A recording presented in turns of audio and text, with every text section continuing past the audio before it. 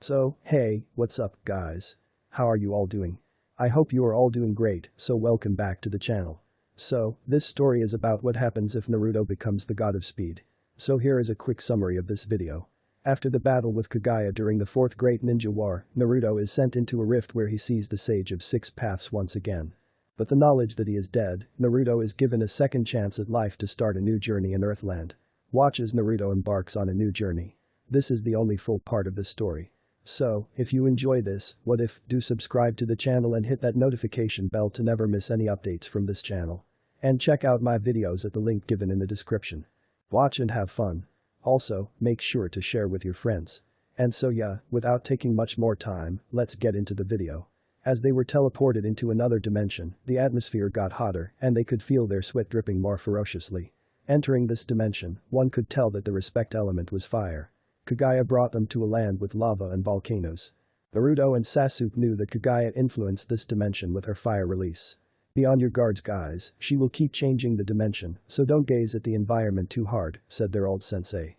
Kakashi now had both Sharingans implanted and gifted to him by Obito. After his sacrifice to save Naruto and Sasuke in the sand dimension, Obito gave Kakashi his last remaining eye. Sasuke, let's end this soon. If we let her get too comfortable she most definitely will kill us, said Asura's reincarnate. Naruto, look at her breathing. She is getting exhausted from straining her chakra too much, since this is the first time she has used it this much in a while, replied Sasuke. If we are ending this, we have to end it with all we got. You took my chakra, you boys think I am running out? I will show you, screamed Kagaya. As soon as she finished her sentence, Team 7 could feel the air getting thicker. She was transforming into her rabbit form to end it for good. Kagaya opened her mouth and was gathering chakra. It looked like she was creating a tailed beast bomb and was going to blast it at them. Kakashi grabbed Naruto and Sasuke back before the blast hit them. Boom. The blast created a large crater where they were just standing. Let me handle this while you two gather energy to fight again, Kakashi said as blue particles started surrounding his body. He started floating into the sky as the blue particles started to connect. Flashback. Standing in the sand desert dimension that Kagaya created stood Obito and Team 7. Kagaya sent sand spikes flying towards Naruto and Sasuke with the intent to kill them. With Naruto and Sasuke stuck from the sand and could not move from the gravity, the spikes were closing in fast. Both Kakashi and Sakura couldn't move as the gravity was pushing them down into the sand. As the spikes were drawing closer, Obito jumped in front of them and took the spikes, sacrificing himself for the two. Obito, no! Screamed Kakashi as he crawled to Obito's fading body. My body just flew in front of them. It just moved on its own. Cough. I guess this is a way for me to seek justice after what I have caused. You know, Kakashi, when I saw you in the forest that one day with your hand through Rin's chest, cough, I lost myself in the darkness. At the time, I guess I was influenced by Black Zetsu, he explained Obito. But after learning that Rin held the three tails, I knew that she told you to do it. I always knew that you would never hurt Rin, but I was too far gone, continued Obito. Kakashi, I'm sorry for causing all this pain. You need to help these kids. You are their sensei after all. Obito finished as he grabbed his last remaining eye and infused it into Kakashi's right eye. As Kakashi opened his right eye, now activated with his Manjutsu Sharingan, he saw that Obito's body was now fading. Flashback. And thank you, Obito. Give my regards to Minato-sensei and Rin for me, whispered Kakashi. Sasuke knew that Kakashi was using a Susanoo and trust Kakashi to handle this. What surprised Sasuke was the fact that once it was finished, Kakashi revealed that it was a perfect Susanoo. The armor encasing Kakashi had legs, arms, and a body. This was a complete Susanoo. Kakashi dashed forward towards the white rabbit once his Susanoo was finished. He summoned his sword and sliced through Kagaya. Looking back, he saw that it only put a minor scratch on the body. Once he turned around, he saw Kagaya already blasted projectiles towards him. With no time to dodge or block all of them, Kakashi withstood the bullets. He looked at his Susanoo and saw there were holes, but were being covered up. It seemed as though his Susanoo was regenerating itself. Regaining himself, he started to channel chakra into his right hand, and one could see that he was preparing his infamous move. As lightning started crackling, Kakashi dashed towards the rabbit. Rikiri. Kakashi pierced the rabbit. Kagaya felt her chakra dispersing. She was losing her form. As bits and pieces flew into the air, she slowly returned to her regular body. Kakashi looked down to see that the pink trash can Sakura was healing Sasuke and Naruto, and flew towards them. Breathing heavy, Kakashi told the group, I managed to break her transformation. If we are ending it, we gotta end it now. You boys should have enough energy now to end this. Naruto, Sasuke. Get ready. Don't forget about me. With the four of us, we can end it here. said the pink trash can. Right, then Sakura, I will throw you into the air and you will land a hit going down on her. I will set her up and force her to come to me. While I'm doing this, Naruto you come for the right, Sasuke you come from the left. From what I gathered, the yin and yang symbol on your palms will be used to seal her, explained Kakashi. Team 7, go. As Naruto dashed to the right standing on one of the truth-seeking orbs, he was arsing his path so that he could do the most damage coming in. Sasuke was doing the same on the left with the help of one of Naruto's orb. Kakashi threw Sakura into the air and taunted Kagaya to come to him. As Kagaya came, Kakashi prepared Rikiri. As Kagaya flew, everyone hit her with their signature moves. Basengan Chidori Charakiri all the hits connected, demobilizing Kagaya. Naruto shoved his palm with the yang symbol into Kagaya, while Sasuke did the same with his yin. As they were getting sealed, a small white light started getting bigger. The rift became so bright it blinded Sakura and Kakashi. It sucked in both Naruto and Sasuke. Seeing only white, both Naruto and Sasuke thought they were dead. Only to wake up in a pitch-black place that they remembered where they got their powers. They were in the place where the Sage of Six Paths, Hagoromo, explained to them that they were his son's reincarnations. Sasuke woke up to see the sage again. The sage only stared at him, waiting for him to ask what was going on. Where am I, old man? We sealed Kagaya right. So why am I back here? Last time I was back here, I was supposedly dead, exclaimed Sasuke. Hagoromo explained that they did end up sealing and destroying Kagaya, but since they had a direct connection to Hagoromo, the White Rift took them too. Since Sasuke was Indra's reincarnation, the Rift mistaken him as Hagoromo's son and took him. I am sorry to say this Sasuke, but it would appear that you are dead. Sasuke looked at the old sage with wide eyes. His face held a shocked expression. Why? This wasn't supposed to be an easy way out for me. I need to atone for my sins. I have done so many things wrong that I need to set right again. I need to say goodbye to my best friend again. Sasuke yelled with tears in his eyes.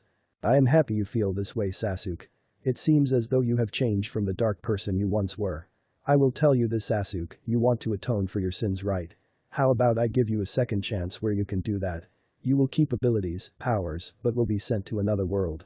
The 5 nations will continue to grow, but in that world, the one where you were from, you'll be known as dead.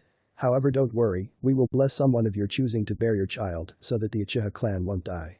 You're giving me a second chance. To atone for my sins. I agree, I accept. I will atone for my sins. As for my clan, I guess you can bless Sakura to have my child. Onto the matter of a new world, where would I go? Sasuke asked. Very well, I have blessed Sakura and told her that she will bear your child. I will present you with 3 worlds where you can choose to go. Going to these worlds, you will be young again, around 2 to 3 years old, but you will remember everything up to now. You will also have all your abilities and will be able to use chakra as well. The sage continued, the first world is a world where Shinigamis are alive and are to protect Earth from demon monsters called hollows. This world, you will be trained by Shinigami legend. The next world is a world where demons roam the earth at night. An organization called the Demon Slayers use swords that are able to slay these demons. If you choose this world, you will be trained by the first demon slayer. You will train with him in the afterlife since he is dead, but once you finish your training, you will go back into the world. The last world is where, I made up my mind, I will go to the demon slayer world. I use swords a lot and if it is possible, may I keep my sword? Inquired Sasuke. Very well, I will alter your sword and let you keep it. Hagoromo summoned Sasuke's sword and imbued it with some of his powers. This sword is most likely the strongest sword ever once you enter that world. Learn how to use it well, Sasuke. I will now send you to the world. Wait, before you do, can you give Naruto my eyes and give me regular eyes? I need to pay him back for helping me give up revenge. Very well, however, you do not need to give up your eyes. Like I said, you will keep your powers, that means your eyes. I will just give Naruto another copy of your eyes if that is what you wish. Yes, thank you, I am ready now, said Sasuke as he teleported to the new world. Naruto woke up in a very familiar place, the place where he would always go to talk to Kurama. Yo Kurama, what happened? Are we dead? Asked Naruto. I have no clue, kid, but I sense the old man, replied Kurama. Naruto looked around only to see the Sage of Six Paths floating once again. Hey old man, am I dead? I saw a white light and then it sucked me in. I saw Sasuke get sucked in too, so where is he? I don't see him. Is he dead? If we're dead then does that, Naruto rambled, but was stopped once the Hagoromo laughed. Naruto, yes, you are dead. So is Sasuke, however, like Sasuke I will present you a second chance where you will get to live again and help out the world. If you accept, that is.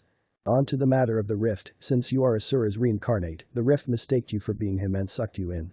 That is why Kakashi and Sakura did not get sucked in. When you sealed Kagaya, everything directly relating to her got sucked in as well. So yes, you are dead. I am sorry. Explained the sage. Wow, that sucks. Well then of course I accept the second chance. Will Kurama be with me or not? Will he die or be brought back to the Five Nations? Based on this war, I will not bring back the tailed beasts. Shinobi are greedy and fixated on power, thus I will not let the great ninja war happen again. So guys, come on out. As soon as the sage finished, they were surrounded by the tailed beasts. Let me explain, Naruto, since you will be brought to this new world, the decision to follow you is up to these guys. Let me explain to you about this world though. In this world called Earthland, there are mages who use magic. These mages form together to create a guild. They take on jobs and missions to earn money. In this world there are tons of different magic, say no more old sage, I'll enter this world. I want to experience everything by myself so you don't need to explain it. Said Naruto. What will happen to Kurama and the rest though? We will merge ourselves with Kurama. Father told us that you will be a small age, practically a kid again, so your body won't be able to handle all of us. So we will give up our powers to merge with Kurama, but our conscience will stay with Father. So you will be the new Jinchuriki of the 10 Tails. Said Matatabi. So Kurama, you will be the new 10 Tails? Asked Naruto. I guess so, kid. So what do you say, let's explore this world together, said Kurama. Very well Naruto, I will merge them into Kurama and you will become the new 10 Tails Jinchuriki. Your appearance might change slightly, but you will feel that you will be more powerful. In Earthland, you will still be able to use chakra since it is another form of Etherian. After I merge Kurama, I will explain who and where you will be training. As Hagoromo finished his speech, he gathered the tailed beasts together and his horns started to light up. Naruto could see that the beasts' chakra were merging as one into Kurama and that their conscience was just a smaller chibi version of themselves. Looking back up he saw that Kurama was no longer orange. He was now white and he now had one extra tail. Naruto saw that Kurama now had 10 tails instead of 9. Kurama looked at Naruto and said, I don't know why you're surprised, they said you would be the new 10-tailed Jinchuriki. I forgot. Okay. Clap back Naruto. Kurama noticed that Naruto's hair started to change color. Instead of it being pure yellow, it was now a more platinum gold color. Kurama noted that it was probably because he had white fur and his hair started to whiten, thus making it platinum gold. As you can see Naruto, Kurama now has 10 tails. Now let me explain what will happen to you though. Like Sasuke, you will be teleported to this new world. You will keep your power, abilities, and the use of chakra, but you will be given the power to use magic as well. Since you will become a kid again, you will most likely be around 2 to 3 years old, however, you will retain your memories. Explained the sage, I feel like I am missing something important though. I feel like I have to give or tell you something. Never mind that, I will send you to a place called Gultana where you will learn from the residents that live there. Are you ready Naruto? Yeah, let's do this. Naruto said as he punched his fist together. As he was being teleported, the sage remembered what he forgot. Kurama, please give these pair of eyes to Naruto and tell him that Sasuke gave it to him as a gift. It will be up to you if you reveal it or not, explained the sage of 6 paths. Okay father, farewell, replied Kurama as he started to teleport as well. As Naruto woke up in the new world he started to feel lighter and looked to his hands. He noticed that he was smaller. He ran to a large lake that was nearby and saw that he was around 3 years old again. He entered his mindscape to make sure Kurama was there. As he entered the sewers again, he reminded himself that he did not want Kurama to live in a sewer. Naruto closed his eyes and channeled his thoughts. As he opened his eyes, he noticed that his mindscape was now grassy and bright. He knew that Kurama would appreciate it when he woke up. Leaving his mindscape, Naruto returned to the outside world again and saw himself in the reflection of the water, but he noticed that there were small ripples moving and looked towards the center of the lake and saw that a sapphire dragon was exiting the water. Naruto saw the dragon full stand out of the water. As the dragon exited, he saw the small boy and remembered the meeting him and the other dragon gods had with the sage of 6 paths. The water dragon god assumed that this was the boy the sage was talking about and moved his head towards the boy. He noticed that the boy did not flinch or look scared. As he came face to face with the small boy, the boy did something that the dragon god did not expect. Hey dragon, I grabbed this fish off your nose, hahaha, you must have a lot of fishes in your nose dragon. Joked Naruto. It seems that I do, tell me boy, what is your name? Name's Naruto Uzumaki and I will be the strongest mage there is in this world. I see Naruto, it is nice to meet you. You do not seem scared of me being a dragon, so I assume that you have seen much scarier things, or you simply do not care of appearances. The sage did say that there will be a boy, so I guess that is you. Very well, climb on my back so that I can introduce you to the others. Hey Mr. Dragon sir, you never told me your name, said Naruto. My apologies, my name is Mercphobia, and I am the water dragon god, one of the 5 dragon gods, replied Mercphobia. That's a long name, can I call you Merc for short? Very well, you are the first person who has addressed me as Merc. Let me explain where we are. This, Naruto, is a place where only the dragon gods reside. Gultana is a place where no one else can come to in Earthland. As I told you, I am one of the 5 dragon gods. I am taking you to the summit where you will meet the other dragon gods. If you look down you can see that this territory is mine. As I am the water dragon god, my domain is mainly water. Over there you can see that it is very earthy and nature-like, that is the wood dragon god who you will meet, explained Mercphobia. Next to that is the gold dragon god's domain, that domain has riches, minerals, anything of that sort. The gold dragon is one who examples luck and fortune. You will learn more later on. Next to that is the moon dragon god's domain where it is surrounded by rocks, mountains, and grey sand. The domain is similar to the moon I suppose. Next to that is the fire dragon god's domain. The heat in that domain is very hot and you can see that lava flows from the volcanoes. Don't fret, the volcanoes do no explode though. In the middle is the summit where all the dragon gods meet and discuss about politics and various topics. I hate politics, but Bachan taught me most of it, explained Naruto. The summit is huge, is there a place to train there Merc? We are reaching the summit very soon, but yes, the summit can be used as a training ground since it is very large to accommodate us dragons. As they landed at the summit, Naruto noted that Mercphobia was right. It was very large. As he roamed towards the middle he noticed that all 5 pedestals had a dragon on it. He saw a white dragon with golden eyes. On the pedestal it was on, Naruto saw that it had a moon-shaped symbol. He assumed that this was the moon dragon god. He looked to the right and saw a dragon with maroon and red scales. On the pedestal was a fire symbol. This was the fire dragon god. Next to the fire dragon god was the pedestal where Mercphobia landed. This was his seat at the summit as the water dragon god. Naruto saw that next to sapphire dragon was a wood-textured dragon with brown scales. Naruto assumed that this was the wood dragon god. Lastly, Naruto looked behind him and saw a golden dragon. This was the gold dragon god. The lucky dragon. It seems that he is not afraid of us.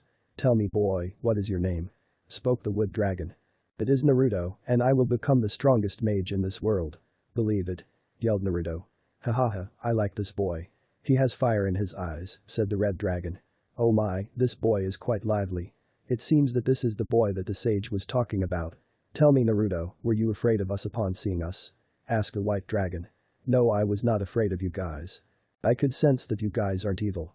Plus when I was younger I saw someone way scarier. Explained Naruto. I see, then let us introduce ourselves young Naruto. I am the gold dragon god, Bearns. I am the embodiment of luck and fortune. It is nice to meet you Naruto, my name is Alderan, the wood dragon god. I reign over nature and command life, and I sense that you have been blessed by nature. That is quite fascinating. Greetings boy, I am the strongest dragon god here, my name is Thonkao, okay fine, I am not the strongest dragon god here, but my name is Ignia, and I control fire. I am sorry for his behavior Naruto, he is careless. Anyways, it is nice to meet you Naruto, I am the moon dragon god, Selene. I hold the blessing of the moon and stars. You have already met Mercphobia, the water dragon god. It is surprising that you are able to call him Merc, he is quite stuck up. Anyways, you have been brought to us so that we can teach you about the world and train you in our world. Before I explain about the schedule, do you have any questions? Where will be sleeping and what am I going to eat haha? Naruto asked as his stomach growled. Oh my, right, Naruto you will be sleeping where we will be sleeping when you are training with us. Concerning food, we will go to Earthland for food, but you will only eat human food for only 3 months. During training with us dragons, you will learn how to eat with our respected elements. Since I am the moon dragon god, you will learn how to create stars and eat them, explained Selene. It is like Selene said, with me being the water dragon god, you will learn to eat water. It is different than drinking it however, when you drink water it goes into your stomach, but eating it, you will learn how to separate the oxygen and hydrogen particles in water and send the oxygen into your lungs, while the hydrogen goes into your circular system. It sounds difficult, but it will become second nature once you learn how, explained Mercphobia. That does seem difficult, which makes me even more pumped up to learn. Shouted Naruto ha. It should be easy to know you will be eating when you learn my magic. That's right, fire. As the fire dragon god, you will learn how to eat fire. Not to mention, your body will become resistant to fire and you will not be able to burn. That is one perk of being a fire dragon god, explained Ignia. Learning moon dragon god magic, you will have the perk to change your surrounding to appear night with your own artificial moon. There's plenty more perks with each of our magic that you will learn. My own moon wow. That does sound great. Celine, you're so strong, I want to learn your magic the most. Naruto pointed out. Well Naruto, you just have to do your homework and listen to our teaching to become strong. As Mercphobia forgot, you will have the ability to breathe underwater as one perk using his magic. With Alduran's Wood Dragon God magic, you will learn how to eat anything related to wood. His perk will be that you will be blessed with nature, but it seems that you already are. Lastly, with Viren's Gold Dragon magic, you will learn how to eat in minerals or rocks, but eating gold will boost your energy tenfold. However, he only has one perk, but it may be the strongest, explained Celine. His perk is that you will have luck in your favor. Oh, that sounds sweet, but in my world, I was extremely lucky. From the sages, they said that I was a child of prophecy, whatever that means, but that sounds cool. I can't wait to learn under you guys. Explained Naruto. Child of prophecy, so that exists in his world too. Naruto, you will become something special, thought the 5 dragons. Wait, Ms. Celine, you said you guys will enter Earthland, but how will you guys enter Earthland? Won't the people be scared of your appearance, since you guys are dragons? Asked Naruto. Do no worry Naruto, we have the ability to turn into humans with advanced transformation magic. As Mercphobia finished his sentence, each of the dragons grew white and turned into their human transformations. Naruto saw each of them in their respective human forms. Celine was a busty woman wearing a kimono that had flower lily designs. The kimono also had a hood that was connected and it covered her head. She had long blonde hair that went down to her hips. Wearing nothing but a kimono, she also had socks with wooden sandals on, which Naruto was familiar to. At the top of her hood, there was a crescent-shaped U that resembled the moon. Naruto then saw that Mercphobia had sapphire blue hair covering his left eye going all the way down to his shoulder. He also has 2 long horns sticking out of his head and a tattoo over his right eye. Naruto saw that he wore a black blazer over a white long shirt and loose pants tucked into pirate boots. On his hands, he wore black gloves that matched his blazer. Around his neck Naruto saw that he had a necklace with 3 shells across it. Next to Mercphobia was Viren's in his human form. He had a garb around his neck reaching to his shoulders. At the center was a diamond followed by blue lines. He has blonde hair that was stuck up. Wearing nothing but a garb, he was shirtless but had blue puffy pants that had a banner going down the center of his pants with diamonds matching his garb. God of Destruction attire from Dragon Ball Super, search up Goku God of Destruction. Next to Viren's was Ignia. He was shirtless but has a sun tattoo that is colored red on his left chest that connected to his left arm and a little on the left side of his face. He has dark orange hair that's styled upwards with 2 strands at the side. Shirtless, Ignia only has loose pants with fur lining in the middle, with an apron-like cloth over it bearing diamonds and an X design. On his right forearm, he has bandages wrapped around it and has 3 triangular dangling earrings on each of his ear and has a gold chain with a cross around his neck. Last was Alduran. He did not resemble anything like a human, but he was no longer a dragon. He looked like a bulky tree trunk. He had a broad chest, but his shoulders went back a bit. Alduran had a cloak behind him resembling leaves, but it was black. On his head was a crown that had a gem in the middle. It looked to be a seed. As you may have noticed Naruto, I do know have a human equivalent form. It is because I am one with nature. Anyways, like Celine said, we will enter Earthland to get some food, but that will be it. Also, it will only be us going to Earthland. You will stay here and train. We were given specific instructions by the sage to train you until you can venture into Earthland by yourself, said Alduran. Whoa, so you guys have human forms. That's so cool, can I become a dragon like you guys? Asked Naruto. Short answer is no, but you will learn why later on. Now Naruto, make sure you pay attention to what I am about to say. This will be the schedule for the next decade. Monday will be training with me, where you will learn about Earthland and its history. Also, you will be learning how to use Moon Dragon God magic with me, explained Celine. Our elements originate from the weekdays of the 7 luminaries. As I said before, Monday is when you learn Moon Dragon God magic. Tuesday, you will exercise and learn different fighting techniques from Ignia and also Fire Dragon God magic. Wednesday you will learn how to read and write with Mercphobia and also learn his Water Dragon God magic. Thursday you will be learning about Earthland but more of its environment with Alduran. You will also learn Wood Dragon God magic. Lastly, Friday will be where you learn anything that was not discussed and learn Gold Dragon God magic by Virens. Saturday and Sunday it is up to you to do whatever. How does that sound Naruto? Asked Celine. That sounds great Celine, I think I will train in chakra.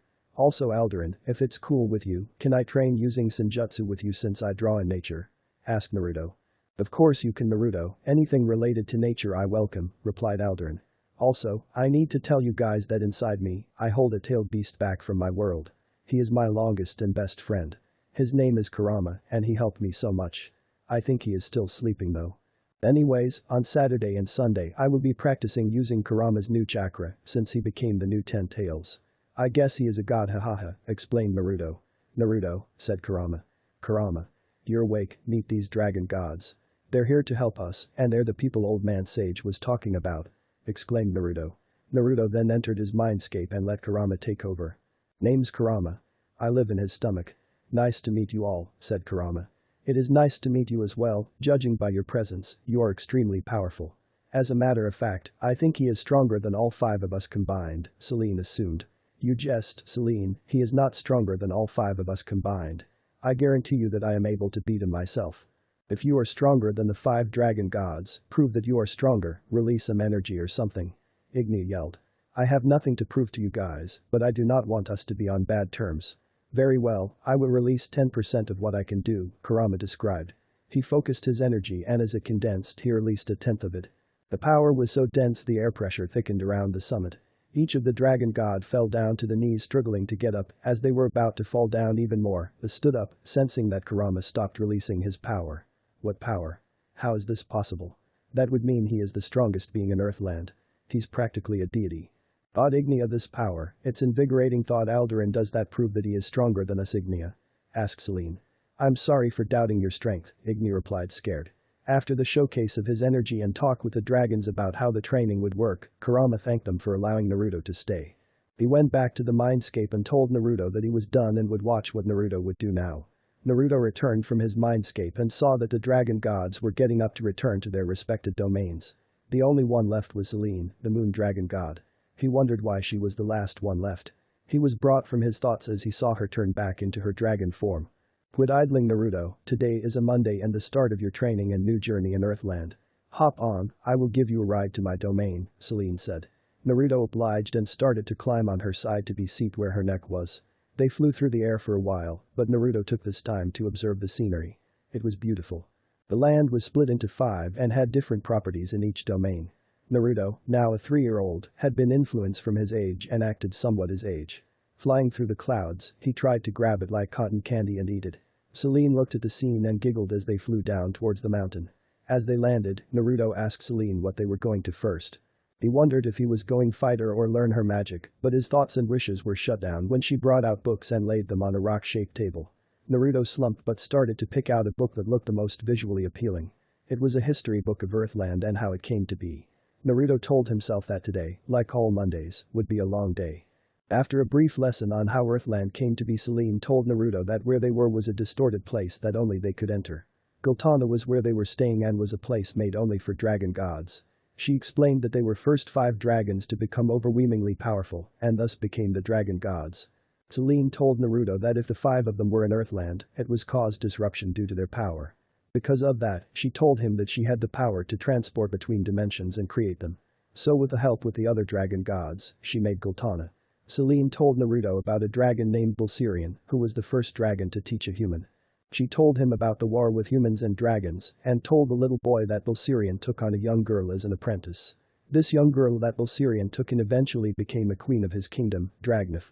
However, Bulsirian was killed during the Dragnef War, but blessed this young girl the ability to become a dragon. But now that I think about it, it could be seen as a curse too, since humans do not like dragons, explained Celine. Hey Celine. What was her name? Asked Naruto. Her name is Irene Bulsirian, Naruto, replied Celine. If this happened a long time ago, then that would mean she passed away, right? Nope, she's actually still alive and visits us once in a while, but you said only dragon gods can visit Gultana. Does that mean she is a dragon god? Haha, no Naruto, she is not a dragon god. Bulsirian was a sage dragon and could use sage essence. Sage essence was new to us, so upon us 5 hearing that, we wanted to see it for ourselves. So we granted him access to come to Gultana where we spoke to him at the summit. As time passed, we came to acknowledge him and granted him access to Gultana. So he passed access onto Irene, which would make her the second sage dragon. You're correct Naruto. I can't wait to meet this Irene person. She sounds strong. They both continued to talk about various topics until it was getting dark, making Naruto drowsy. Hey Celine, since you're the moon dragon god, does that mean at night you're even stronger? Asked Naruto as he slowly fell asleep. Yes Naruto, I get significantly stronger at night. The bright moon and the stars give me energy to become stronger than I am in the day. Since I am the moon dragon god. Oh, you're asleep already. Celine noticed that Naruto was using her wind as a blanket, so she just laid there slowly joining him in slumber as well. Is this what it is like to have a child? It's not that bad, maybe it's because of you, Naruto. Celine looked up to the moon before finally falling asleep. Unbeknownst to her, way up in the sky sat a man with horns and purple eyes with rippling rings. It seems that wherever you go, Naruto, you draw people towards you. No matter what they felt and what they were, you bring out the best out of them and make them want to be around you. Hagoromo spoke to himself. I know you won't fail me, Naruto, you will be something special in this world. Finishing his thought, the sage of six paths slowly faded away, out of existence. Naruto woke up to find out that he was alone on the mountain. He found that there was a blanket covering him. As he stood up and looked around, he noticed that Celine was not around. He started stretching and folded the blanket and placed it on the table. Placing it on the table, he remembered that today was Tuesday and that he would train with Ignia. He was excited since he would start learning different fighting techniques and move his body again. Naruto's thoughts ended when he felt a wind burst behind him. When he turned around, he saw the large white dragon. Morning, Celine. Am I training with Ignia today? I can't wait, I haven't exerted my body in so long. Screamed Naruto. Yes, Naruto, today you will be training with Ignia, but since you are only 3 years old, I don't want you to work your body too hard. We can't have your body be filled with scars already, exclaimed Celine. Now hop on, I have to take you to Ignia's place so that you can start your training with him. Naruto climbed Celine's side and sat on the start of her neck. The whole flight there they kept complaining on him wanting to exert his body. They bickered back and forth until they reached Ignia's place. Celine told him not to do overwork himself and got the last word before Naruto could butt back and flew back to her domain. Naruto walked towards Ignia and greeted him good morning. He asked Ignia if they were going to fight and do some sort of crazy training, only for Ignia to deny. Ignia told Naruto that although they will be doing that, he is very young and had to learn the basic of each fight style. Ignia explained that there are many fight techniques he knows but wishes to see which one would benefit Naruto, so he transformed into his human form and asked Naruto for a spar, to which Naruto agreed happily. Ignia watched as Naruto got into his stance. His right leg was behind and his left was in front. It looked like he was using his right leg as support and to drive himself forward. His left feet was pointed towards Ignia. His right arm was cocked to his right hip with his hand closed in a fist with his backhand pointing to the ground. His left hand was in front of his body with his palm half open. However, what surprised him was that he was completely open. Ignia could move and attack wherever, but his body didn't. He then noticed that although Naruto was open, he was actually in a perfect stance. His appearance looked as if he was unguarded, but on closer inspection, his stance was perfect. That is quite the stance there, Naruto. At first I thought you were completely open and wondered why you left yourself open, but after review, I noticed that your form is perfect. If I were to go in for a jab on your left, you would have blocked it with your left hand and countered with your right, said Ignia. Whoa, you're good, Ignia. You found me out. I learned how to fight from my old senseis back in my world. Enough of this talking, I haven't fought in so long. Naruto said as a dash towards Ignia. As Naruto went in for a hook, it was blocked by Ignia's right arm. Ignia countered and went in for a left hook, only for Naruto to block it. They kept at this only for each other to block. In Taijutsu, Naruto knew that Ignia was strong, given that they were on par with each other. Then again, Naruto was 3 years old. They backed away from each other and gave each other room. Ignia now saw that Naruto was changing his stance. His right arm was now cocked behind his back and his left was up, hand taunting him to come. Ignia was amazed that Naruto knew many stances and fighting forms. During this fight, Ignia could not determine Naruto's fighting style. Naruto's new stance as he was readying was taught to him by Rock Lee, a taijutsu specialist back in his world. This style was very efficient as it used his whole body. Naruto then readied himself for Ignia. The fire dragon god charged to Naruto with both his fist cocked back. Ignia used the momentum of his speed to twist his body so that when he punched, it would give even more power, however his punch never hit. It was stopped by Naruto's palm. He then went in for a jab with his open hand, but it was kicked away from Naruto's leg. Naruto used Ignia's hand that he blocked to push himself up to kick away his other punch. Stagnant in the air, Naruto went in for a kick with his left foot but was blocked by Ignia's left forearm. If I didn't feel the air shift around his left foot, my head would have been struck. This kid is good, Ignia thought. Hey Ignia, you're keeping up with me and I'm only 3, hahaha. Naruto pointed out, by the time I master everything, I'll be the strongest mage there is. Believe it. I don't doubt you, Naruto. I already learned your style, so the fight is going to end. It will be a draw since no one won. Now for your style, it's completely unpredictable. I wasn't attacking at all. I was just defending against your attack. Thankfully your speed is slow since you are a kid after all, but I guess I will teach you various fight techniques I know, so you can add it to your knowledge, replied Ignia. After couple hours of learning different fighting styles, Naruto and Ignia were laying on a rock. With the heat from the lava flowing around them, Naruto was the only one sweating. Being introduced to different fighting styles made Naruto tired. Since he was 3 years old, his body was small and couldn't keep up with his training. Hey Ignia, what else are we going to do today? Asked Naruto. We're not going to be doing any more training. Your body needs time to heal and rest from all the exercise we did, replied Ignia. Well, your body is healing though we can get a head start with Fire Dragon God magic. Well, more like you sit and learn while you watch me. Fire Dragon God's Fist. That is a basic spell where fire is generated to your fist. My magic is similar to Fire Dragon Slayer magic, so our basic spells are somewhat similar. The exception is the high-level spells. You will learn how to use Fire Dragon God's Fist after you learn how to breathe and eat fire, Ignia explained. Naruto watched as Ignia described and showed him Fire Dragon God magic. He was amazed that the fire developed on Ignia's hand. While watching Ignia, Naruto started to swing his feet back and forth while his eyes were sparkling watching Ignia's magic. This one is one of the most powerful spells. Although it is hard, it will become easy to learn once you learn how to breathe fire and eat it, Ignia mentioned. Naruto watched as Ignia took a deep breath of air. Air streams started to flying in his mouth as his stomach started growing. Fire Dragon God's roar. The burning stream of fire started arc into the sky. The intense heat started to melt the ground creating a linear crater. The fire was so bright, the blue sky started to turn purple from the waves of heat. It stayed like that until Ignia closed his mouth. Looking at the aftermath, Naruto knew the spell was strong, given the melted rocks and the steam it created from melting the hydrogen particles in the air. That was so cool. The fire was so hot that it made my sweat turn into steam.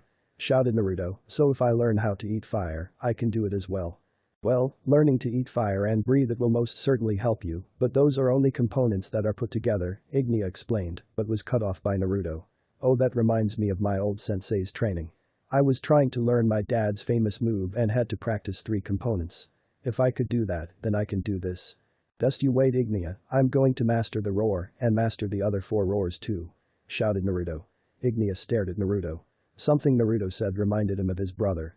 His brother would always tell him that he was going to become the next Fire Dragon King and master their father's magic. Flashback Ignia and Igneel were in a practice spar against each other overlooked by their father, the Fire Dragon King at the time. The 2 young dragons were still learning the ropes of how to breathe fire. Igneel flew towards Ignia with fire in his claw. He tried to scratch Ignia but missed when Ignia flew over Igneel. The fight was now airborne. Ever since they learned how to fly from their father, they were always in the sky. Fire Dragon Claw.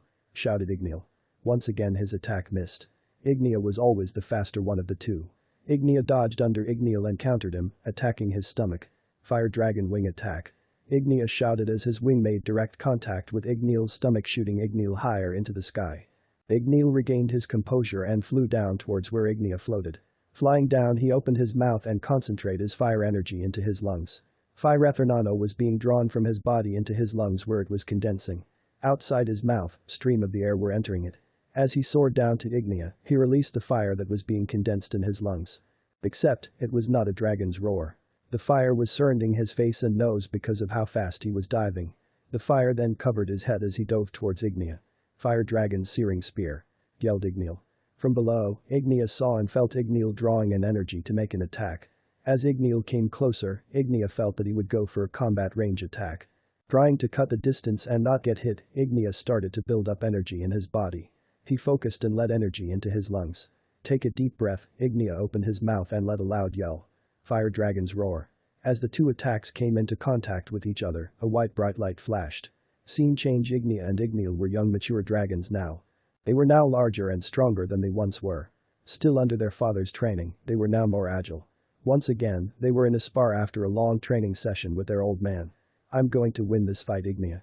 Every fight we have faced always ended up in a draw, but today is the day when I will win and become the successor to father. I will become the next Fire Dragon King. Exclaimed Igneel. Father never told us who was born first, so I guess we came out of mother at the same time. Sure you can become the king, but I am going to become a god. I will become the first ever Fire Dragon God. Shouted Ignia. Birds started to fly out of the tree and away from them. As soon as they couldn't hear the birds, they charged at each other. Igneel had fire in his claws, while Ignia had his wings blazed. They charged at each other and traded multiple blows. After throwing Ignia into the sky, Igneel rushed to Ignia. Once again, they were in the air. They could never leave it. As they charged towards each other, Ignia managed to cut Igneel's eyelid, while Igneel clawed Ignia's left chest. Feeling burnt out after they traded blows, they flew down. Ignia. Ignia kept standing still after they landed and gave no response. Ignia. No response. Hey Ignia, I'm hungry. Flashback and I'm hungry, shouted Naruto, bringing Ignia out of his daydream of the flashback. Ignia was brought back to the present-day world and looked back at Naruto. He laughed to himself. Naruto reminded him of his twin brother. Well, Naruto, I guess it's your lucky day to learn one of the 3 components of the roar. I'm going to teach you how to eat fire, so you better learn how to unless you want to starve to death. Hahaha, replied Ignia. I'm stoked. I get to learn the first step. Let's get started. How do I eat fire? Do I just put it in my mouth? Questioned Naruto. Ignia laughed at Naruto's antics and explained to him that he would have to imagine that fire was food and to draw out to life in fire and into his body so that it would replenish. Ignia explained that fire was a living thing, so it had energy. Naruto would have to draw out the energy and place it in his system. Eating it would make it in his system. As the sun started falling and the moon started rising, Naruto now was able to eat fire. He would still have to work on it, but so far, he could eat it. After all the hard work from just one day, Naruto had been able to eat fire. Naruto mentally checked a box in his head and knew that his next step would to master and perfect the art of fire cuisine. Hey Ignia, could you tell me a story or something before I go to sleep? I was with Celine yesterday and as she explained to me about questions I had, I fell asleep. So could you tell me something before I go to sleep? Asked Naruto. Ignia, now transformed into a dragon, drew Naruto closer to him and placed him in between his arm and head where he laid. Sure thing, Naruto. Remember when I was dazing today? It was because you reminded me of my twin brother Igneel. He was much like you, free-spirited and had fire in your eyes. His goal was to become the Fire Dragon King, and he actually made it. We both did. When we were younger, he wanted to become the next Dragon King to become our father's successor. I wanted to become something more though. Something no one dreamt of before me and it worked out. I became the Fire Dragon God, Ignia described. Whoa, so you mean to tell me that your brother is the Fire Dragon King? Does that mean he has a kingdom? Celine told me some girl named Irene became a queen and she ruled over a kingdom called Dragnef, replied Naruto. Haha, no Naruto, Igneel does not have a kingdom. However, I do have a hunch that he might have taken a kid under his wing, like us dragon gods have with you. Since he is a dragon king, he will very well need a successor, but since there are no more fire dragons, he would have to raise a human and teach them fire dragon slayer magic. Fire dragon slayer magic. What's the difference between dragon slayer magic and dragon god magic? Dragon slayer magic is said to be lost magic created to slay dragons. Dragons with elements could take in a human and teach them their magic. Dragon god magic is magic directly connected to us dragon gods. No one can use it except you and us. You are the first human to learn dragon god magic and you will become a dragon god as well. Like being a dragon slayer, when someone learns dragon slayer magic, you will become a dragon god since you are learn our magic. Whoa, that's super cool. I'll become a dragon god. But why would the other dragons teach them magic to slay their kind, Ignia? I don't really know what it is called slayer, but I guess it is just named that way. I'm not too familiar with it myself, but Irene is. She was taught by Bulsirian after all. Maybe you could ask her when she visits again. Do you know when she is going to visit? She usually visits on July, since that is when the Dragon King festival happens in the human world. Hey, July is not too far off, right? If what Celine taught me about calendars, that would mean that today is Tuesday of the 4th month, meaning this month is April, am I right? Yes, you are right, Naruto. She might take a liking to you, you know. If you got Celine to soften up and like you, then you most definitely will get Irene to like you. Celine soften up? What do you mean? Was she mean before? Celine was quiet and kept to herself before the sage announced that you would show up. She was somewhat stuck up knowing that she was stronger than us because she had the ability to change her surrounding into the night, which would make her infinitely stronger since she is stronger at night. But when the sage announced that you were coming, she got curious. After the sage showed us what you could do, she started to become less stuck up. Hell, she even talks to us now, and that's all thanks to you, Naruto. You're just gassing me up, Ignia. I bet she was already nice before, but none of you guys ever wanted to check up on her.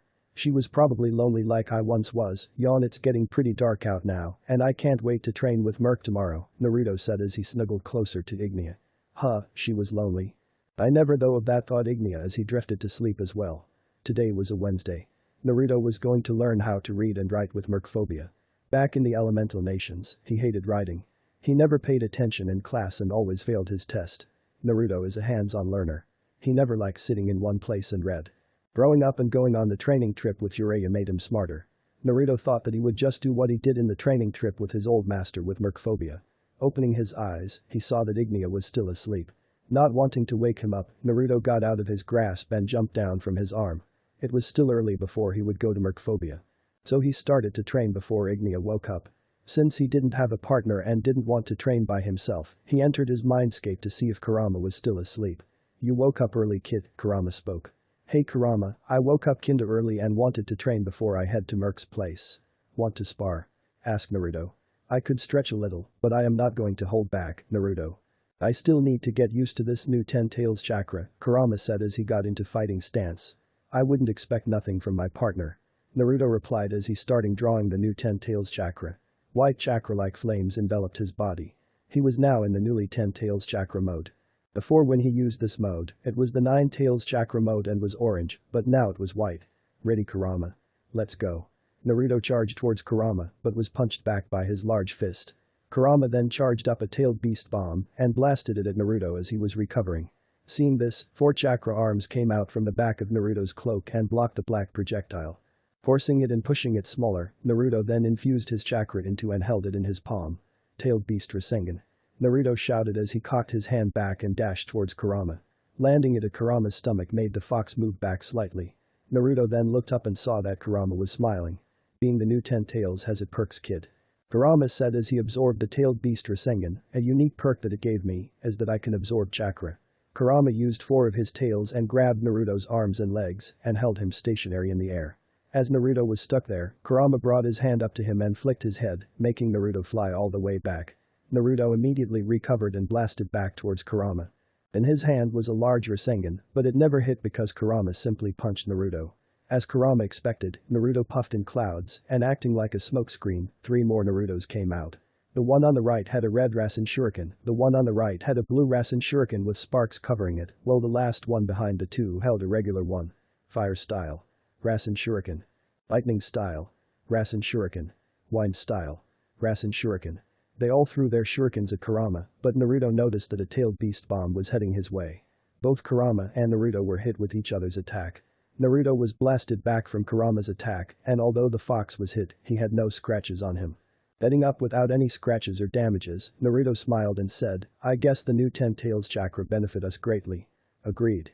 Before they engaged again, their fight was brought to a halt when they sensed that danger was heading towards Naruto in the real world. Opening his eyes again, he saw a beam of fire heading towards him. Quickly, he dodged out the way and looked back to see that the cliff he used as backrest was now melted and had a shape of circle in it. Turning back to where the fire came from, he saw the maroon dragon staring there with a smirk. "I felt a massive energy spike coming from you, and I assumed that you and Kurama were fighting. That started an hour ago. It's time I bring you to mercphobia, Naruto," Ignia explained.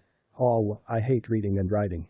I was never good at it back in my world," Naruto pouted. "By the way, Ignia, Celine explained to me that Irene was taught by Bulsirian but died a long time ago, and she is still alive to this day since she became a dragon. Would that mean you guys have lived in Gultana ever since? If you're calling us old, Naruto, you should just say it, but I suppose you do make a point. Yes, we have been living since way before the first Dragon King festival. The power of the 5 dragon gods was too hard to handle in the human world. Our being there would destroy Earthland. We created Gultana," Ignia explained. "Yeah, I remember Celine telling me that, but that would mean you guys are hundreds of years old. I guess we are old, but age doesn't concern us since we are immortal. One of the perks of becoming a dragon god, haha," joked Ignia. Naruto accepted his answer and started to climb on Ignia. He sat on his neck like he did with Celine. Soaring through the sky and looking at the view would never get old for Naruto. From afar, he could see Celine in her domain resting on her mountain. Naruto gazed at her for a minute and then saw that next to her domain was Viren's. He saw that the gold dragon god was just waking up, judging the way the gold dust fell off him. Feeling his stomach push back, he noticed that they were diving down. Naruto looked in front of and saw that they were above Mercphobia's domain. Due to the speed at which they were diving, Naruto's mouth was wide open and was expanded. There was saliva coming out from the edge of his lips. Unable to blink, his eyes were wide, and he felt his eyes were drying up from the air. As they finally landed, Naruto hopped off Ignia and immediately fell face first into the ground. At the speed they were crashing down, it made him feel distorted. "Never again," Ignia groaned. "Naruto, the world keeps spinning, and I feel like I'm still falling, haha." "Come on Naruto, that was nothing," replied Ignia. Since his enter in this world, it was now his third day living in Gultana with the 5 dragon gods. On his first day, he was introduced to all 5 dragons and was brought to the summit, a place where it looked like a coliseum. In the middle was a large area. The floor was marble, and there were platinum-like lines integrated with the floor. The lines were connected to each other, and in the middle was the shape of a pentagon. Facing the pentagon were 5 pedestals lining up with the sides of the pentagon. Each pedestal held a symbol below it. The symbols were a red flame, which represented fire for the fire dragon god. A yellow crescent-shaped moon to represent the moon dragon god. The tidal wave that was trapped in a circle to represent the water dragon god. A leaf for the wood dragon god and a golden 4-leaf clover for the gold dragon god. His first day of entering this world was also his first day of training and learning about this world. It was Monday when he arrived, thus he was with Celine. Flying back to her domain, Naruto was forced to read some old books about Earthland and its history. From the books, he learned that at one point there was a war that broke out between dragons and humans. He learned that this war created the Dragon King Festival, where the humans celebrate the end of the Dragon War. Asking Celine questions about the past, Naruto learned that one dragon allied themselves with a human. It was revealed that a dragon with the element of sage essence took in a girl and taught her his magic. Eventually, Naruto learned that Bulsirian died during the Dragon War and Irene became the queen of his kingdom. What surprised Naruto was that this Irene woman was still alive. Asking how that is possible, Celine revealed that she had the ability to turn into a dragon. The next day he was learning different fighting styles with the fire dragon god. After hearing that they were going to spar so that Ignia could gauge what fighting style will be best suited for him, Naruto got in his stance. The spar lasted almost the whole day, and it looked like there was no winner.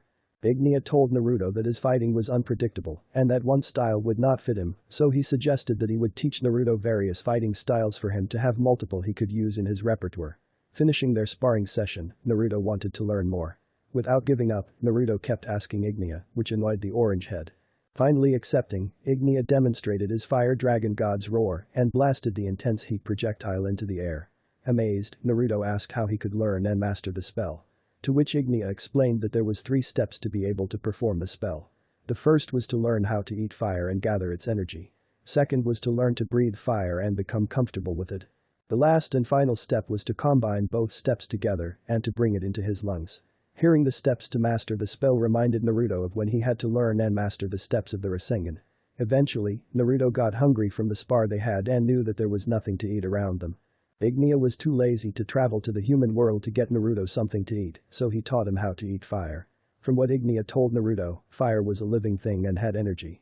Naruto just had to imagine that when he is eating fire, he is absorbing the energy into his body. Sometime later, Naruto learned how to eat fire, not to mention the first step of the roar. Today, Naruto was learning how to read and write with mercphobia. Hearing this made him feel gloomy. He never liked books or writing. Remember what he did with the pervy sage, Naruto had experience in writing. He had wrote a novel of Jiraiya's Icha Icha series, and it was the most popular of them all.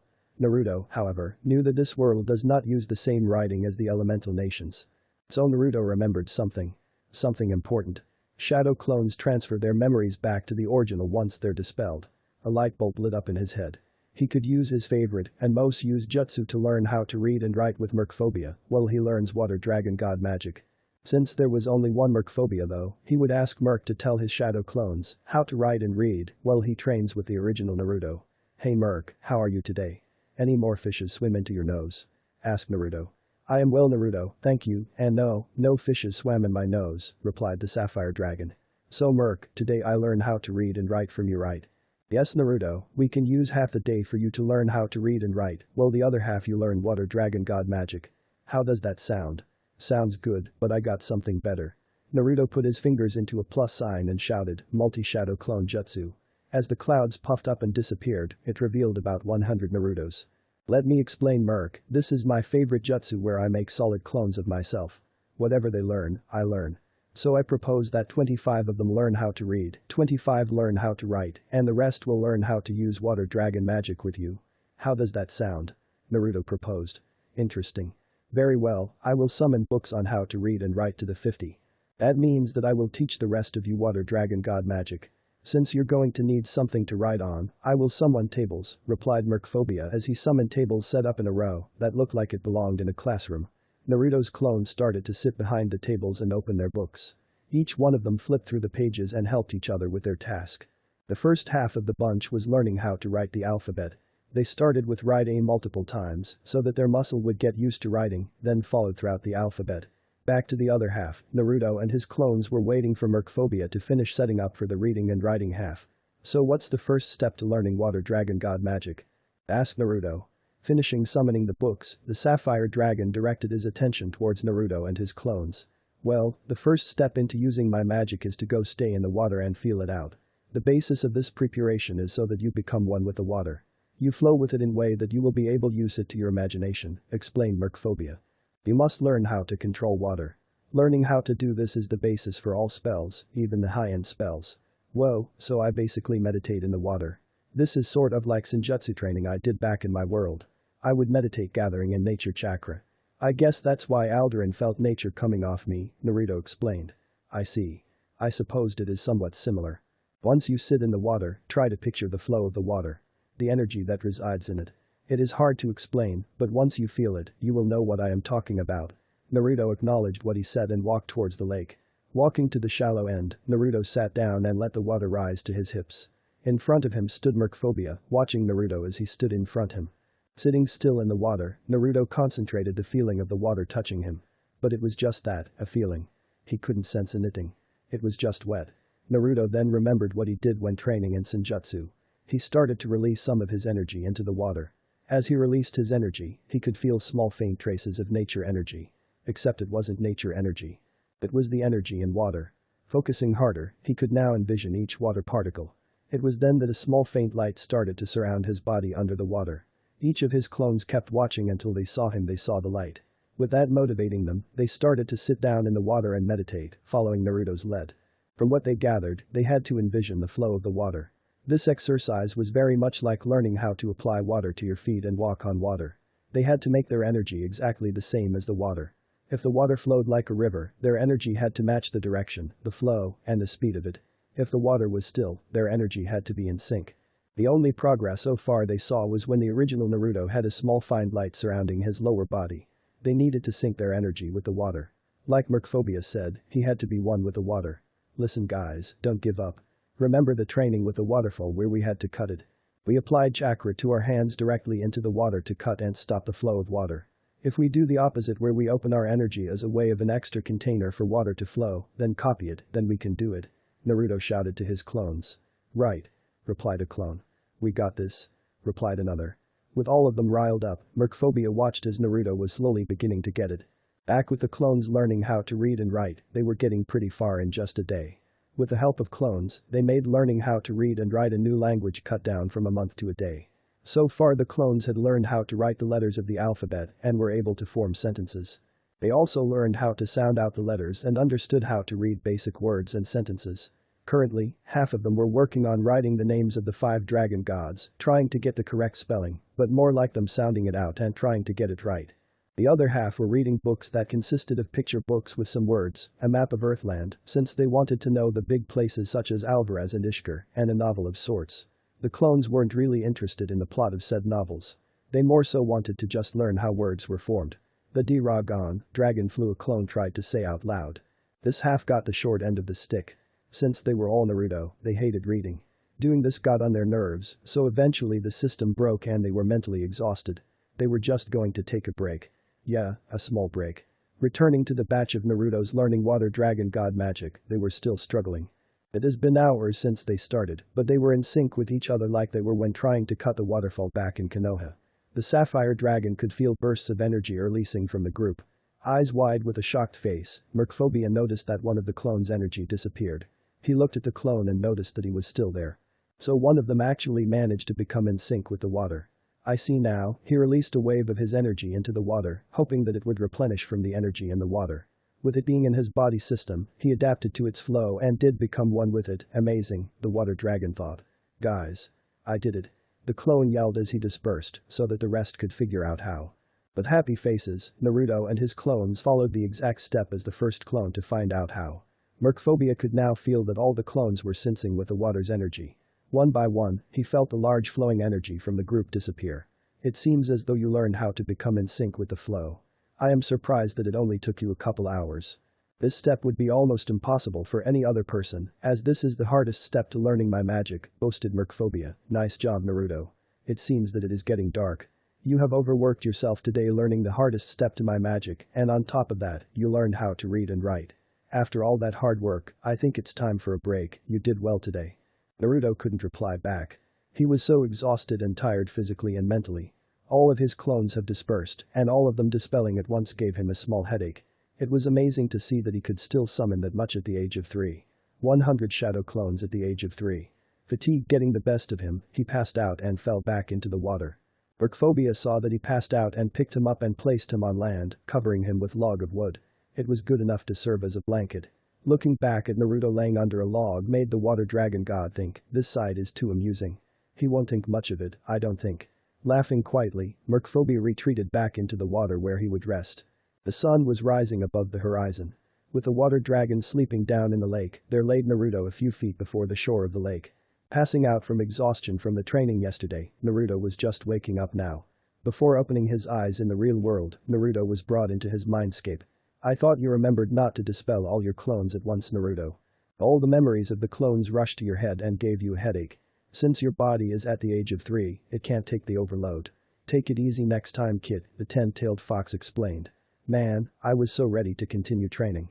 I got the basic of learning the flow. I actually was in sync." "Gah, I hate being a kid again," groaned Naruto. "Quit stressing, kid, it actually is good that you're young again learning magic. If you were 17 again, that would have slowed down your progress and you would have stayed here till you were 24 or something. I guess you're right, Kurama. I did get pretty far in 3 days. I learned how to read and write, learned the first step in Ignia's roar, learned the hardest step in using water dragon god magic, and learned about this new world. We really have been through a lot, Kurama. I wonder how Sasuke is doing. I remember old man Sage tell us that he entered a new world as well. Anyways, a new day awaits and I think I'm going with Alderan today." "Uo, I can't wait to practice ninjutsu again," exclaimed Naruto. "I'll see you later, Kurama." Naruto bid Kurama farewell before exiting his mindscape, leaving the white fox to return back to his slumber.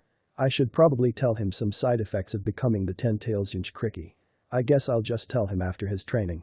Senjutsu today, huh? I guess I could practice with him gathering nature chakra later, thought Kurama as he went back to sleep.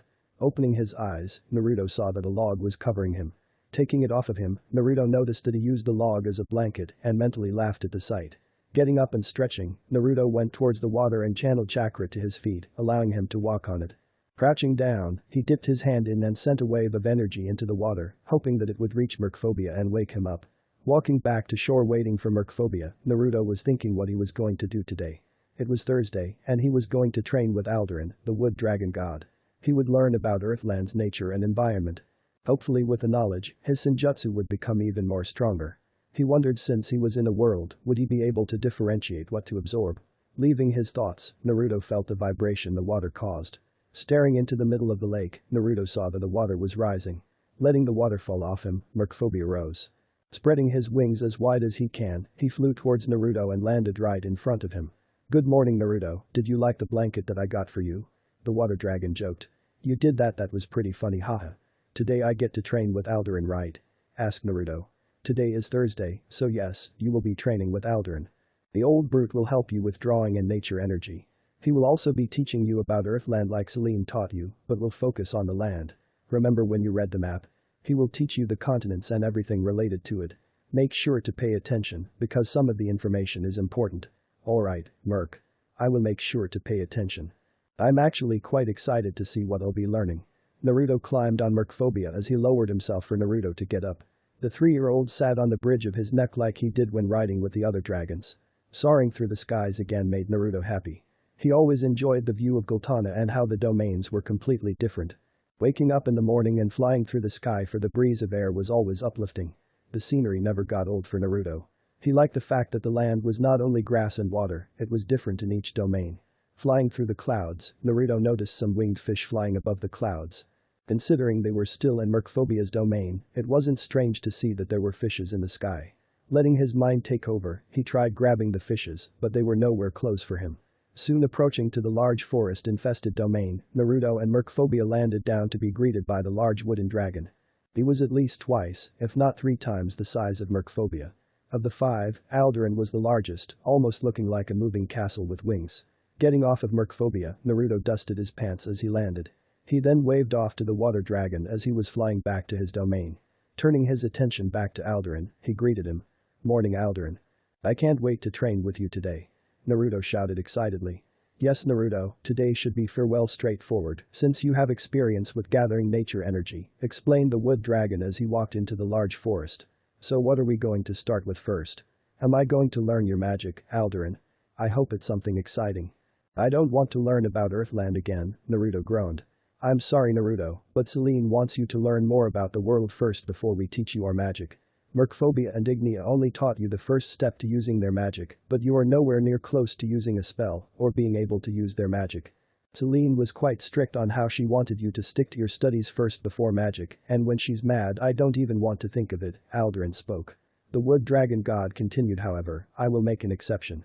If you obey and study the map of Earthland and the world, then after the first half of today, we will begin your nature training. That way, you can practice drawing in the nature energy of this world." "Ah, fine." Naruto accepted and followed Alderan as he led them further in the forest. Reaching a halt, Naruto noticed that he could barely see the sky and that the sun only produced rays of light. He looked around and noticed that the place they were at were covered by trees and sticks so tightly together that he couldn't slip through if he wanted. The ground was smooth silky grass that felt like fur. Naruto felt a large vibration through the ground and turned around him to see that roots were growing out of the ground, blocking the only way out. Now trapped in the large circular room, Naruto asked Alderan about the place. The brown dragon explained that this place will be where he will learn about the geography about the world without any distractions from the birds chirping or any other sounds. He explained that this large area they were in was completely soundproof. Naruto hated being in one spot doing work. He was a hands-on type of guy, but if this is what needs to be done to become the strongest mage in Earthland, then a couple hours of sitting still won't be an issue. As Naruto got situated, Alderan used his magic and grew a table out of the ground. What was fascinating was that the table was a miniature figure of Earthland. From Selene's teaching and his reading of the map with Mercphobia, he saw that large bodies of land were in the east, west, and north. From the map, Naruto knew that the land on the east was a continent called Ishkur. Ishkur had a smaller area of land, but was split into many different territories and scattered isles. Opposite to Ishkur was a continent called Alakatasia, which was much more larger compared to Ishkur. While it was large, it did not have that many isles. In fact, it looked as though it was just one large area of land. Lastly, in the north was a continent called Valyria. Valyria was much larger than Ishkur, but smaller than Alakatasia. It was split in several regions and had small isles on the coast. Naruto noticed that Valyria was way further away from the east and west continents. Watching the table move, he saw that the wood was imitating the movement of the ocean. He noticed that the water was way more ferocious and harsh in the north. As you can see, Naruto, this table represents the geography of Earthland. I assumed you learned some of it from Selene and Mercphobia, but I will show you all of the countries that reside in these continents. Alderan was about to continue, but was cut off by Naruto's question. "Hey, Alderan, I noticed that the northern continent, Valyria, was further away from the rest of the continents and that the water looked more harsher than. Why is that?" Naruto inquired. "Very good question, Naruto. I see you noticed that the wood in the table imitated the water. The reason why it is further away from the rest is because Valyria's weather is very harsh up there. The water is violent because of the weather, and I guess it is a way to warn travelers that if they continue north, the ride would be fatal," Alderan explained, pointing at the water. As he was explaining, he created a small boat and made it travel up north. Naruto could see that the boat was going in all sorts of directions until finally it hit a large rock and shattered. Valyria does not have that many residents. In fact, I think most residents there are remaining dragons of the dragon race. After the war, they wanted no more involvement with humans and chose to immigrate up north. Pointing to Ishkur, the wood dragon god continued, "Ishkur, as you see, is split up in several countries. Here up north is the last remains of Dragnef. Dragnef was a country that had both humans and dragons coexisting peacefully with each other, but a war broke out because of the conflict that broke out in the western continent. In the west, dragons were considered to be the rulers of the world and humans were food. This knowledge was completely unknown to the east. Eventually, humans learned dragon slayer magic and fought back. The humans and dragons that did not partake in the war fled to the east and resided in the kingdom of Dragnef. What happened to it now? Is it still there?" asked Naruto. "Yes, it is still there. However, the residents there heard about the war in the western continent and did not want another to break out, so the residents of Dragnef along with the humans immigrated north to Valyria. However, there are a small group of people that still lives in Dragnef. I thought you said Valyria only had dragons though? Also, who else lives there? Most of the citizens there are dragons, but their humans are living there as well. The queen of Dragnef still resides there. In fact, you might have heard of her. Her name is Irene Bulsirian. Lady Irene lives there. That's so cool, she's a dragon and a queen. Yes, she still lives there. You can ask about her when she visits next time. Now back to Ishkar. On the west of Ishkar is the kingdom of Fiori. Fiori is the second to Dragna for the largest kingdom in Ishkar. Fiori is home to many wizard guilds and holds many large cities. East of Fiori is the land of Isvan, not much is known about it. North of Fiori, in the mountains is a small country called the Principality of Veronica. The only thing that we know about it is that it was built over the ruins of the Fire Village. Here are the countries of Seven, Bosco, and Iceberg. East of Bosco is the kingdom of Stella. Stella, also known as the Land of the Stars, is under the control of a king named Animus, who is a human and a dragon. That's it for Ishkar. Those countries are the ones that are mostly known. You can find out about the other when you enter Earthland yourself and decide to travel. On to Lacotasia, the only country located in it is called the Alvarez Empire. Alvarez is said to have been founded by Zareth Dragniel, the Black Wizard. From what we heard is that he is the current emperor and has recruited multiple strong individuals to form a group called the Spriggan 12. Not much is known apart of that. The Black Wizard, his title doesn't sound friendly. Is he an evil individual? Naruto asked. I don't know what his plan is, but like wizard guilds who are legal and under the jurisdiction of a government, there are dark guilds that obey the wishes of Zareth. He's created multiple demons. So I guess he is evil. To us dragon gods, it simply doesn't matter. Aldurin explained how the demons were created by the Etherian and that it gave them life, making them Aetherius demons. Aetherius demons, interesting. It is not my place to share the story. Perhaps one day you will meet this Seraph person and have a chat with him. If you completely master each of our magic, you just might be the strongest being alive, Naruto. I already told you guys, I promise you guys that I will become the strongest mage in this world, believe it. Naruto shouted, anyways, are we done with the geography of Earthland? I want to start training. I guess we are done with the geography lesson. As I said before, the ones you don't know, you're just going to have to explore them yourself. Very well, let's get on with your training, hop on. Where are we going? Naruto asked as he climbed up on the brown dragon. We are going to the God Tree. The largest tree in my domain. This tree is the heart and in the center of the forest. Not to mention, at the top it has the most of overflowing nature energy. Aldurin explained as the leaves above the room they were in opened and revealed the large tree. The tree was as wide as a fortress and was so tall that it reached just under the clouds. The leaves of the tree had vines extending down. In the center of the tree, there was an opening where it revealed a large spacious flat part. Growing up the tree was a mixture of dark and lime green moss. Naruto could feel the overflowing energy that the tree released. Flying to the center, Aldurin landed on the flat surface. Naruto took the view in as he jumped down from the dragon. Peering in the distance, Naruto could see the summit. It was larger than the tree, but the tree was taller. Over in the distance, he could see each of the dragon god's domain. Naruto also noticed that since they were pretty high up, the air was way more thin. I assumed you noticed the thin air and its dense pressure. Since we are so high up, the pressure is more packed and the air is more strict. This altitude will help you with your nature energy gathering. Not to mention, it will lengthen your use of nature energy. Because the air is too thin, you will learn how to conserve it. This resistance training will benefit you. Once you learn how to adapt to the air up here, your use of nature energy down there will feel 100 times more powerful. Naruto listened to Aldurin's explanation. He took in the information and assumed that it would be the same if he was in Sage mode. If he learned how to conserve his energy in Sage mode up here, then it will allow him to use the mode longer. So what are we going to start with, Aldurin? Naruto asked as he sat down. First, I suggested you to draw in nature energy. It might be the same process as your world or it might not be. I will be here in case anything happens. Once you feel like you are okay at that, then we can go to learning my magic, Aldurin explained. Naruto obeyed and stood up. He put his fingers together and summoned 2 clones. Already knowing what to do, they sat down and started meditating.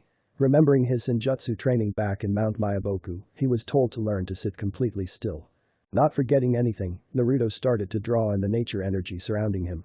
With the overflowing nature energy around them, Naruto was concentrating on the amount. Too much nature energy would result in something fatal, too little and something else would happen. Naruto remembered that up here in the God Tree, nature energy was more potent. Drawing the energy into his system, has released his inner chakra so that the nature energy would enter his body. After about an hour or so, Naruto started to become familiar with the nature energy of this world and the potent nature energy released from the God Tree. Aldurin watched as Naruto's energy matched the nature. He saw that around his eyes, a white pigmentation had formed. As Naruto opened his eyes, Aldurin noticed that his iris was now silver. It appears as though you went through a transformation, Naruto. I could sense the tremendous nature energy inside you. What is this transformation, Naruto? Aldarin asked as he summoned a mirror in front of Naruto. Naruto saw that instead of his orange markings around his eyes, it was white. He also noticed that his eyes were no longer like the toad's, but it was now silver. I see, since I no longer related to the toad contract, my sage mode is now different. White markings and silver eyes. This might be because I am the new 10 Tails Hinchkriki. The nature energy of this world feels more stronger than back in the elemental nations, Naruto surmised. Naruto, it seems that the energy is stronger in this world due to the ether nano in the air. That is probably why you feel stronger, Kurama told Naruto in his head. Then I would be right to say that since you are the new 10 Tails, that would explain my transformation. I believe so. You should test out how strong this form is. Naruto and Kurama finished their inner conversation and was brought back to the real world. Hearing Aldarin's question, Naruto answered. This transformation would be my sage mode. Sage mode is where I use nature energy to my benefit. Back in my world, I couldn't use it as much as I would have hoped, but with what you said about this place, I think I could be in sage mode for a longer period of time training up here, Naruto explained to Aldarin of his new appearance. I don't need any more training on learning to gather the energy anymore, Aldarin. I'm already familiar with the process now, he continued with a serious face. I see, Aldarin replied with an amused facial expression. Returning back to his childish behavior, Naruto asked to learn Wood Dragon God magic. Moving on from that, can you teach me your magic now? Naruto asked, excited, with sparkles from his eyes. The day is still bright, I did promise you that, Aldarin said. My magic is second hardest to master, first being Selene's. I have the ability to read minds. One of the perks of having this magic is the ability to read minds and being blessed with nature. For food, you will be able to take in a small bit of nature energy and convert it into nutrients. Whoa, that's so cool. The ability to read minds and you don't have to eat. Naruto shouted with excitement. It is, but to have the ability to read minds, you will have to completely master my magic. It is very hard, however, you must promise me that you will never read a person's mind without permission or consent. Am I clear, Naruto? Stated the large wood dragon. Of course. Who do you think I am? I respect other people's privacy. I'm glad. Very well, since you already know how to gather in nature energy, the first step should be simple. You will focus on a certain part in the ground and draw out its nature energy, like so. Aldarin demonstrated as a stick started to grow through the flat surface of the god tree. Just imagine the nature energy you are gathering and think of the shape that it is making, explained the dragon. Naruto nodded and did as told. He focused at the ground in front of him and stuck his palm out. He imagined the energy going through the ground and going into his hand, taking shape of a flower sprouting in 3 different directions. With patience, Naruto concentrated harder until a green stem sprouted from the tree. It started growing and headed towards Naruto's hand, eventually stopping halfway. The green stem started to spread at the top in 3 directions and widened, looking like leaves. Good job, Naruto. That feeling you felt when it started growing, that imagination and creativity is that basis of Wood Dragon God magic. You cannot hope to make something if you do not imagine what you want it to be. With imagination, you can make anything you want, spoke the large dragon. As the day went on, it started to get darker. Naruto had now grew multiple plants from the ground and even managed to create a deformed version of himself. He got the hang of drawing energy from the ground and molding it to create something. Aldarin told him that this was the first step in one part of his magic. The Wood Dragon God had explained that his magic was both caster and holder magic. Creating things out of the ground was the holder magic part, and it was what Naruto was practicing today. The second half, Aldarin explained, was only achievable once he learns how to perform the holder part with his creativity. During his session creating things from the magic, Naruto also trained in his sage mode. He knew that the air was thin and he had to conserve his energy. His new sage mode was infinitely stronger than his old one due to the energy in the air and because Kurama was the new 10 Tails. Man, I am tired. I made so many things today, and entering sage mode made me conserve my energy. Groaned Naruto as he fell on a makeshift bench he made. You did do a lot today, Naruto, I'm proud though. Tomorrow we'll be training with Virens and it won't be easy. Keep doing what you are doing and you will become strong, I guarantee it, Aldarin replied with confidence. Aldarin then noticed that Naruto's breathing was slowing down. Looking at the boy, he noticed that Naruto drifted to sleep. He did do a lot today and pushed his limits. Looking around him, the dragon took in the number of plants and items that Naruto made. He saw a deformed version of Naruto, a small tree, and 9 small animals that each have different numbers of tails, with the last being a fox with 9 tails. Looking out in the distance, Aldarin laid down and closed his eyes, feeling nature around him. The sun was appearing over the horizon. It was dusk and the sky had a fade of purple and orange. The intense beam of light came in contact with Naruto's face. It was Friday of the week and Naruto was going to train with the Gold Dragon God today. Naruto was in his mindscape sparring with Kurama again. The last time he sparred with his partner was 2 days ago and they were interrupted. Naruto had actually been awake before the sun rose. The atmosphere of the god tree had replenished his energy, which made him feel energized and had woken him up. Seeing that it was still dark and that the sun didn't rise yet, he entered his mindscape and decided to train with Kurama. Naruto was in his new transformation he used during their first spar. He was in his 10 tails chakra mode. Like his 9 tails mode, instead of orange chakra, it was white. Naruto was still new to this mode and had only used it in his mindscape training with Kurama. Giant Rasengan. Naruto shouted as he shoved the giant blue chakra sphere into the fox. Unfazed, Kurama brought both of his hands together and clapped, squishing Naruto in between his palms. However, it didn't make a sound as Naruto prevented it by doing the splits and using his legs to stop it. Using his hands, Naruto then gathered negative chakra and positive chakra in front of his palms. Remembering the ratio, he started forming a large dark purple sphere. Tailed Beast Bomb. Naruto created a tailed beast bomb and blasted towards Kurama's face. Hitting him, Kurama was blasted back and dropped Naruto. "Cheeky brat," responded the white fox, who was still standing with no scratches. Naruto then smirked at Kurama and formed a hand sign. Shadow Clone Jutsu. Naruto created about 1,000 copies of himself and they each started climbing on top of one another. Kurama watched with curiosity as to what he was doing. He noticed that the clones had created 2 pillars and were connecting. As they connected, Kurama noticed that the clones were joining together to make a larger version of Naruto. Hahaha. You are unpredictable indeed. The clones had finished constructing themselves and were now large Naruto. It was tall but nowhere near as tall as Kurama. Since there were only 1,000 clones, it was as tall as his knee. Get ready, Kurama. The Narutos shouted in unison as they charged towards the fox. Kurama then cocked his fist back to punch Naruto. He thought that his punch would connect with the clones, but noticed that the clones had created space for his fist to pass through. He watched as the clones started to contract his wrist. The clones then used their makeshift hands made from themselves and held onto Kurama's wrist to stabilize themselves. Kurama could see that the mouth of the clone-constructed Naruto opened. Inside it revealed Narutos with charged Rasen shurikens. The Narutos then threw all the shurikens directly at Kurama. Clone Naruto Rasen Shuriken Beam. The clones shouted as the shurikens hit Kurama, creating a large explosion. They released Kurama's wrist and jumped back. Watching Kurama get back up, they saw his smirk. Enough of this shenanigan, time to destroy this bootleg robot. The 10-tailed fox shouted as he created 2 large shurikens in his hands and a tailed beast bomb above his mouth. In his left hand was a large regular Rasen shuriken, while on his left was a tailed beast bomb Rasen shuriken. He threw the shurikens at the Naruto and blasted the tailed beast bomb behind his attack. The attacks hit the large Naruto and dispelled all the clones, leaving the original Naruto. Seeing the tailed beast bomb heading towards him as the last attack, he raised his palms to prevent it from hitting him. Holding the sphere in his palm, he used his energy and directed it back to his partner. As Naruto was stopping the momentum of his first tailed beast bomb, Kurama created another one. He knew that Naruto would redirect it to him. As the redirected beast bomb came, he blasted the one he just created. Colliding with each other, it created a large explosion, causing a bright light. Naruto opened his eyes and saw the bright white light from the sun. He was now in the real world.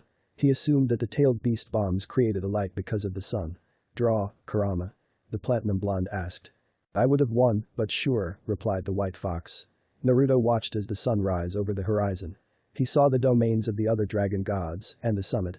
Today is training with Virens, he remembered. Selene said that Virens would teach him something that he didn't already know. Naruto was glad that he would not learn how to read and write today. He couldn't take the torture. Feeling a breeze from being so high up, Naruto took in the energy that surrounded him. Thanks to the god tree, he was in tune with nature. "Good morning, Naruto. I hope you slept well," a rasp voice spoke behind him. Naruto turned around and saw the wood dragon god was awake but was still laying down. "You too, Aldrin. The view is so nice up here. I actually woke up early, thanks to the overflowing nature energy. That is obvious because of the god tree. Do you know what kind of training I'll be doing with Virens today?" "Sadly, I do not. Virens knows a lot of things, but we do not know what he will teach you. Before meeting us, he traveled all over the world, so he knows many things. So far, you are being taught how to read, write and the history of Earthland, so that checks off some things Virens doesn't have to teach you." "Whoa, he traveled the world, huh? I guess I will see what he will teach me, hope it'll be fun."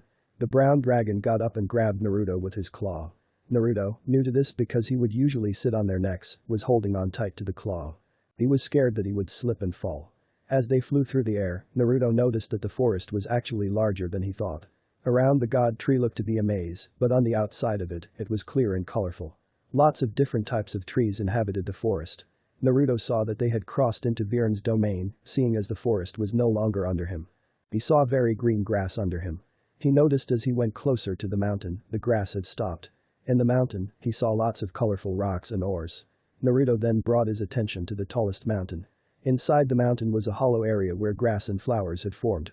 In the middle was a golden four-leaf clover that had flowers around it. This clover was probably an important symbol to Viren's like the god tree is to Alderan. Landing, he looked back at the brown dragon and saw that he was flying away already. He waved goodbye and saw that Alderan looked back and gave him a smile. Returning his attention to where he landed, he saw the gold dragon god. He noticed that his body and shape was not the same as the other dragon gods. Viren's dragon form had the body of a snake and his arms were somewhat connected to his wings. His body was shining as it was completely golden. "Hey Virens, what's up?" Naruto greeted the gold dragon god. "Not much Naruto, I see you noticed that I am quite different in my dragon form than the others. I have traveled the world for a very long time. This form of mine is worshipped in many religions and each have the same symbolism luck. While my original form looked like the others, I chose to manifest this one because the humans worship this version.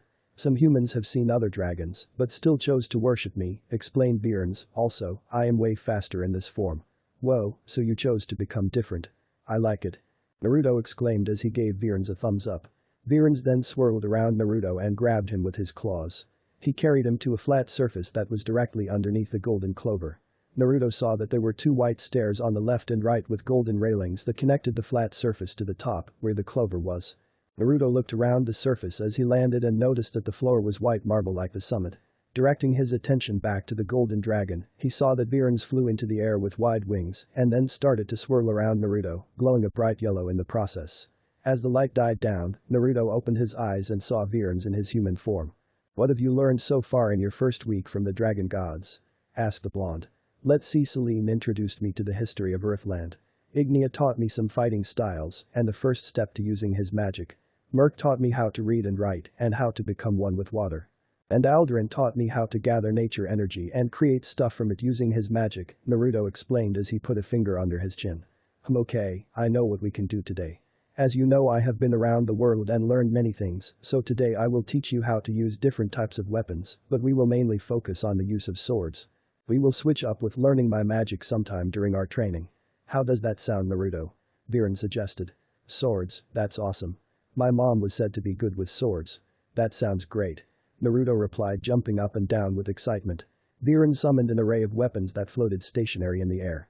The first weapon on the left from Naruto's perspective was a bow staff, next to it was an axe. The third weapon in the middle was a broadsword that was taller than Naruto. The second last weapon was a bow, and the last was a katana-style sword. Above the set of weapons, Naruto noticed more weapons above it and around him. "Here are all the weapons that I am capable of teaching to you, Naruto. Choose some weapons that you wish to learn how to use. That being said, some weapons will be taught more than others. For example, if you choose a bow, I wouldn't have much lessons to teach you as I have not used that weapon much," the gold dragon god explained. "You should learn how to use a bow staff, Naruto. Since you have the powers of the Sage of Six Paths, you will be able to summon his staff," Kurama suggested mentally. Seeing all these weapons made Naruto think of a certain girl back in his world that would have loved this. Stepping up to the weapons, Naruto listened to what Kurama said and touched a sword that immediately dissipated and appeared in front of Virens. Seeing this, Naruto then touched a bow staff. Naruto proceeded to tell Virens that those are the only two weapons he wished to master. The weapons in front of them now vanished into particles. "Okay then, Naruto, since you wish to learn how to use a sword and a bow staff, I will teach you how to use the staff first, then the sword. Since there are different swords, I will teach you all the styles I know. They range from knight swords, broadswords, to katanas," the weapons expert explained as he summoned a wooden staff that fit Naruto since he was only 3. Virens then demonstrated and explained how to use a staff properly and how to deal the most damage. To master how to use a staff is all in the footwork. If you want to strike the hardest, you need to change your stance. "Using the momentum of my feet, I can strike with force," explained Virens and continued, "However, you will learn how to handle a staff first." The blonde demonstrated how to use the bow and explained that footwork was key. He then showed Naruto that spins and staffs will boost its momentum to attack harder. Listening to him, Naruto brought his feet to shoulder width apart and held the staff. He then attempted to spin the bow but dropped multiple times. About an hour or two, Naruto started to get the hang of spinning it. He knew that it was all rhythm to it. "Good. It seems that you learned that there is a rhythm to spinning it." Before you learn how to attack with it, I will teach you multiple styles to the staff, Virens demonstrated with his body as he was in sync with the rhythm of the spins. This style is from the monks. They called this airflow. As you spin the staff, you move with it. The monks named that because your body and movements move like the wind, he continued. Whoa, the monks must have been really strong for just humans, Naruto pointed out. They were pretty strong. Anyways, the next style is from a mythic figure that a group of nomads worshipped. This style, the pole, is an extension of your body. With training, you will be able to balance yourself using the pole, Virens showed as he stood on the pole. Naruto watched as Virens showed him the different styles he knew of with the staff. He also learned of the different cultures that used the styles taught to him, not to mention that Virens was worshipped as a figure or symbol of luck. It was now noon and Naruto had gotten the basics of each style. It would take him way more sessions for him to master each style, but getting the basics down was important. Wrapping up the training with the staff for the day, they moved on to swords. Naruto started with a regular sword that was used by knights in this world. He had learned that footwork could be transitioned into the other swords, and that footwork was the most important thing for most weapons. The knight sword was easy for Naruto to learn as there wasn't much to it. It was simple and he knew why knights used it as it wasn't a hard weapon to master. Next was a broadsword. Naruto was given a large sword that reminded him of Zabuza's sword back then, but with the help of Virens' magic, the sword shrunk so that it would accommodate for Naruto's size. The broadsword, or greatsword as some people would call it, was more difficult to learn. Due to the width and size, it was heavy. One would have to train their body to handle the sword.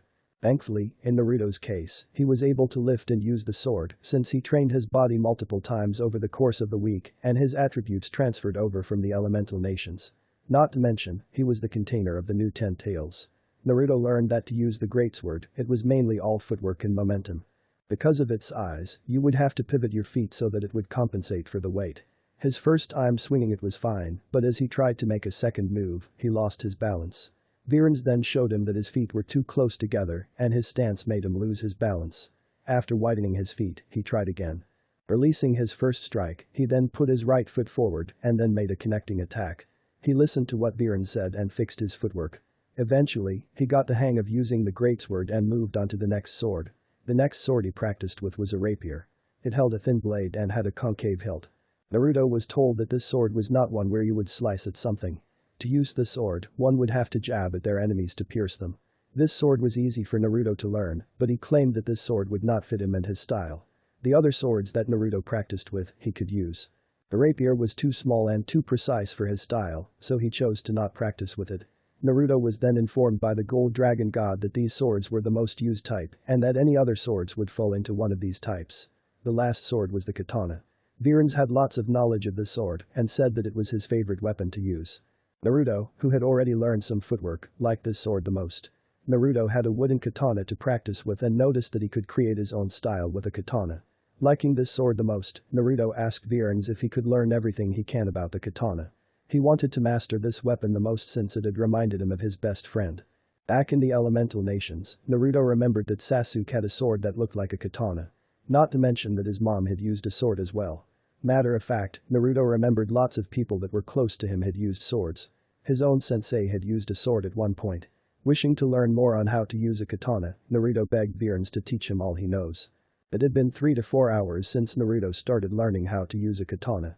In that time Naruto was taught all about the katana. He had improved his footwork even more and had already mastered several styles. Upon hearing about breathing styles, Naruto was quick to wanting to learn it. Virens had explained that breathing styles were a form of swordsmanship used to concentrate breath patterns that increase the user's lung capacity and amount of oxygen in the blood. With these two abilities, it would enhance the user's senses and their physical abilities. Naruto had been introduced to a breathing style called total concentration breathing, where he inhales the most oxygen within a breathing pattern to sharpen his senses to their limits and boost his physical abilities. Naruto noticed that when he successfully tried this, that he felt even stronger than he did before. His senses were heightened to a whole other level. With him having Kurama in his body, on top of the total concentration breathing, he was ridiculously powerful. Understanding what to do, Naruto mentally noted that he would perfect this style on his own training time to maximize it to his full potential. Naruto also learned that there was also a higher form of this breathing style, where the user constantly has total concentration breathing, called total concentration constant. However, Naruto wanted to master the first level first before moving on to the next. With the knowledge of these different styles with the katana and the breathing styles, Naruto wanted to create his own way of fighting with a katana. From learning these styles, Naruto had wanted to spar with Viren's. In said spar, he was able to block Viren's attack but was unable to make a single move against him. Looking up, Viren's noticed that the sun was going to set soon. He announced that they would halt Naruto's sword training and begin his magic training. I think you had trained enough with weapons for today. You spent half the day grasping the different techniques of the sword and the staff. Let's move on to learning my magic now, Naruto, the blonde had announced. Viren's then used his magic to make the weapons that they were using to disappear. The weapons glowed a bright light and materialized into the air. Man, I wanted to train with the swords more, Naruto pouted with a disappointed face, but eventually brightened up, but learning magic is fun too. Viren's explained that his magic was fairly straightforward and that his magic was the only one that could heal injuries. Old Dragon God magic is unique because it is able to heal injuries.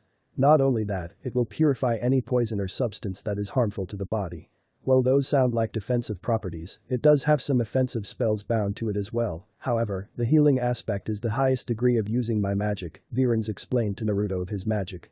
Healing, could I heal other people? Naruto inquired upon hearing that he could help other people.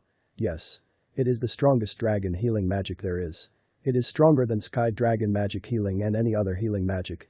Also, you could create anything out of gold, like jewels for example. That makes me even more excited to learn it. Let's start. Before we start, I will teach you some other magic that are useful as well during our lessons. Useful magic. Is it offensive magic or something of the sorts? No, it is magic that will be handy to have. I will show you them and you will choose which one you wish to learn. Onto the main lesson, Gold Dragon God magic is, like I said, straightforward. Since you want to learn the healing part first, we will start with that. Viren's then casted a spell on Naruto's leg. He then explained that he had placed poison in his leg and that Naruto must listen to what he says to purify it before it gets too deadly. He also told him not to use Kurama's power so that he learns to familiarize himself in the healing. That poison will be deadly, but it is slow. This will give you time to learn how to purify it. Naruto started aching and showed discomfort in his face. If he wanted to learn how to heal, then he had to endure the pain. Viren's had explained that he envisioned warm, soothing vibrations at the point that he wishes to heal. After feeling that energy, he would have to apply it to the poison.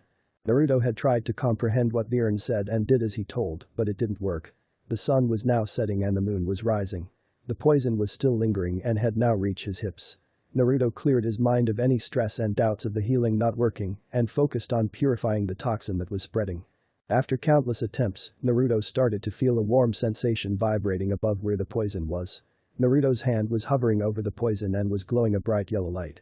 The purple marks that had covered his left leg and up to his hips were now fading away. It was getting smaller and smaller until finally, it disappeared. Naruto was no longer feeling the pain it had caused. The poison seems to have purified. You did good today, Naruto. Next time we meet, we'll go more in depth with healing spells. For now, go rest up at the clover for the night. Panting, Naruto then nodded to Viren's and headed up the stairs. He walked towards the golden clover and used it as a backrest. After the effects of the slow pain that built up, he felt tired and slowly drifted to sleep. The next 2 days would be up to him to decide what to do. Waking up from his slumber, Naruto stood up and stretched watching as the sun was still rising. He started to walk down the nice white stairs to the ground surface where he trained yesterday. He saw Viren's figure sitting down facing the clover. Judging from his position, Naruto assumed that he was meditating. Finishing his meditation, Viren's opened his eyes and greeted Naruto, "Good morning. Today is for you to do whatever you wish. I'll take you anywhere you want, so where do you want to go?" Thinking, Naruto had wanted to train with Kurama's new chakra and get stronger himself without magic. He also planned on practicing with his father's famous jutsu, Hiraishin, and entering his new Sage of Six Paths form. As Naruto continued to think, he would need some materials for the things he wished to do today. Coming to a conclusion, he told Viren's to take him to the Moon Dragon God. Flying over to Selene's domain, Naruto had wanted to ask her if she could help him out with his chakra training. Since he did not have materials to draw seals or do Fuinjutsu, Naruto had planned to ask her to go to Earthland to get him some blank scrolls and something to draw with so that he could practice his seals. But Naruto had also wanted to be around the Moon Dragon God. Something about her made him want to be around her. Hopping off of Viren's, Naruto started walking towards Selene's quarters. Arriving in her den, he noticed that she was awake already. He saw that she was stretching her wings. "Morning, Selene. I was wondering if you could help me with my training today." "I would love to, Naruto. What do you plan on doing today?" replied the Moon Dragon God. "I was wondering if you could go to Earthland and get me some supplies, since I can't go there myself," Naruto said as he scratched his cheek. "Sure, I can do that," replied Celine as she started glowing white. Her silhouette started to become smaller, revealing her human transformation. Celine was now in her human form, wearing nothing but a kimono and heady blonde hair down to her hips. "So what do you need exactly, Naruto?" asked Celine. "Let's see, I need some empty scrolls, ink, and a brush," Naruto said, but remembered his dad's special three-pronged kunai that he used. Grabbing the only kunai he had in his pouch, he gave it to Celine. It was damaged and almost broken from its uses. "Also, could you fix that kunai and change the wrapping of it, but keep the old one since there is a seal on it, please? Oh, and while you're there, can you also get some ramen, please? I haven't had some in so long." Naruto exclaimed with desire for ramen in his eyes. Celine giggled at Naruto's childish antics. "Sure thing. Stay here for a bit, I'll be back soon, little Naru." Naruto looked confused as he heard Celine call him a new nickname. Not think too much of it, he brought this attention to Celine using her magic. She had created a rift that looked like a black hole. Naruto looked through the black hole as she walked in it. On the other end of the black hole was grass and hills. He assumed that it was Earthland. The rift slowly started closing, and Naruto was now alone. Waiting for Celine to come back, Naruto summoned some clones to alleviate some of his training. He had created shadow clones to split up his training and to gather up in pairs and groups. Each group would either have 2 to 5 clones. He instructed a pair to go over hand seals and increase the fast hand seals. He could perform jutsus faster. Eventually, if he perfected them and got to another level, he could perform jutsus with one hand or none at all. The second pair were tasked with mastering his chakra control again. Since he never actually trained to control his chakra, since there was a lot, he decided that he would take time to master it so he wouldn't waste chakra from powerful jutsus. When using the Rasengan, he would have clones help with gather the chakra. He thought that if he could do it with one hand, then he wouldn't waste time. The third pair was tasked to learn how to do the Rasengan again with one hand. Since becoming the 10-tailed Jinchuriki, he had affinities to all the elements. They were all as strong as his wind element. The fourth group had consisted of 5 shadow clones where each would train with one of the elements and perform jutsus. The next group was tasked to train in Senjutsu. Even though he started training in Senjutsu and got the hang of it with Alderan, he wanted to extend the time he could be in the mode and completely master the form. The pair then ventured to the highest point in the domain, where the air was strict, that left Naruto alone. He had planned on tapping into his new Sage of 6 Paths transformation and learn how to harness and master it. Naruto had concentrated and started to synchronize with Kurama's chakra. Although he had used this mode in their spars, it was only in his mind's cap. "Ready, Kurama. Let's go."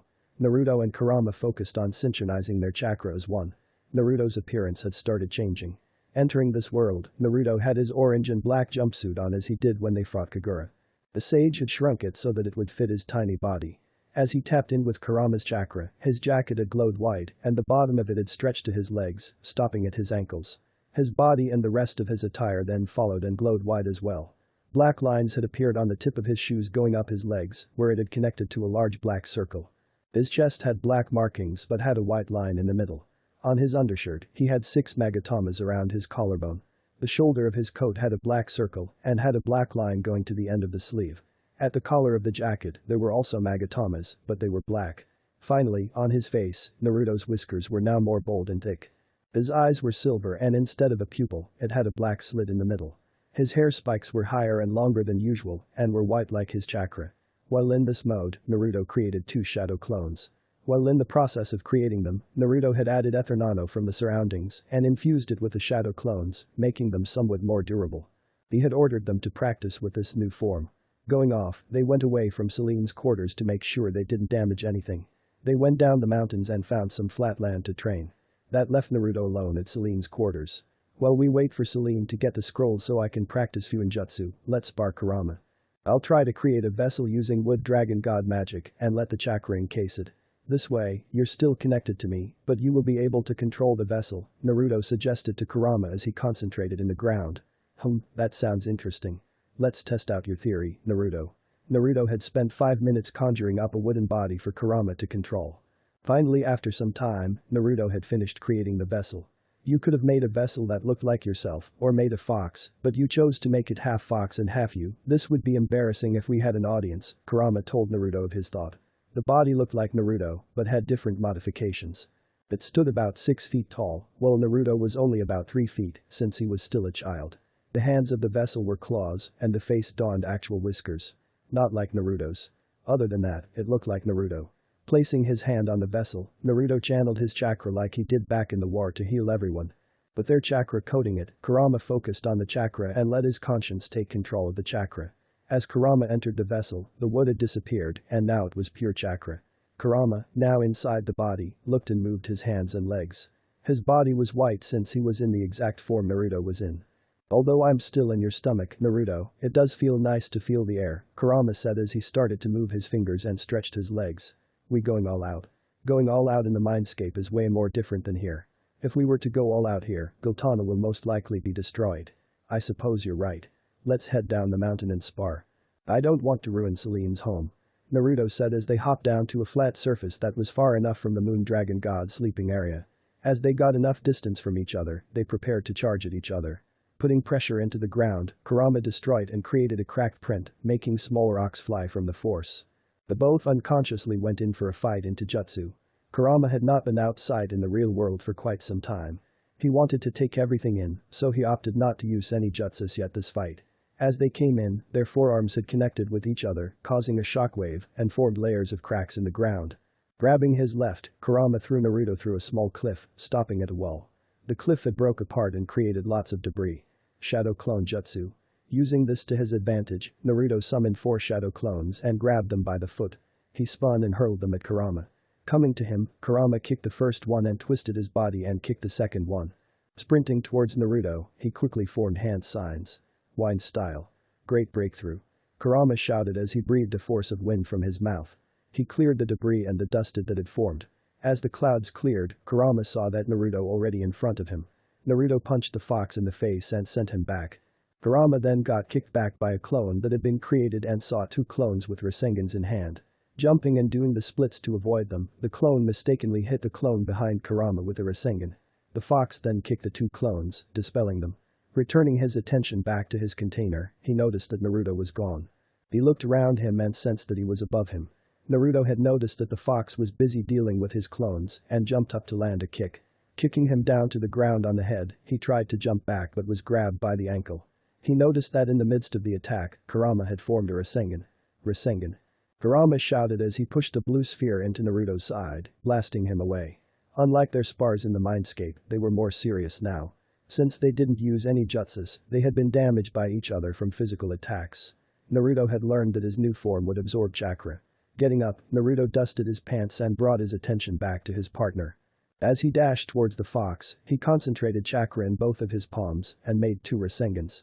Meanwhile, Selene had entered Earthland through the rift she had made.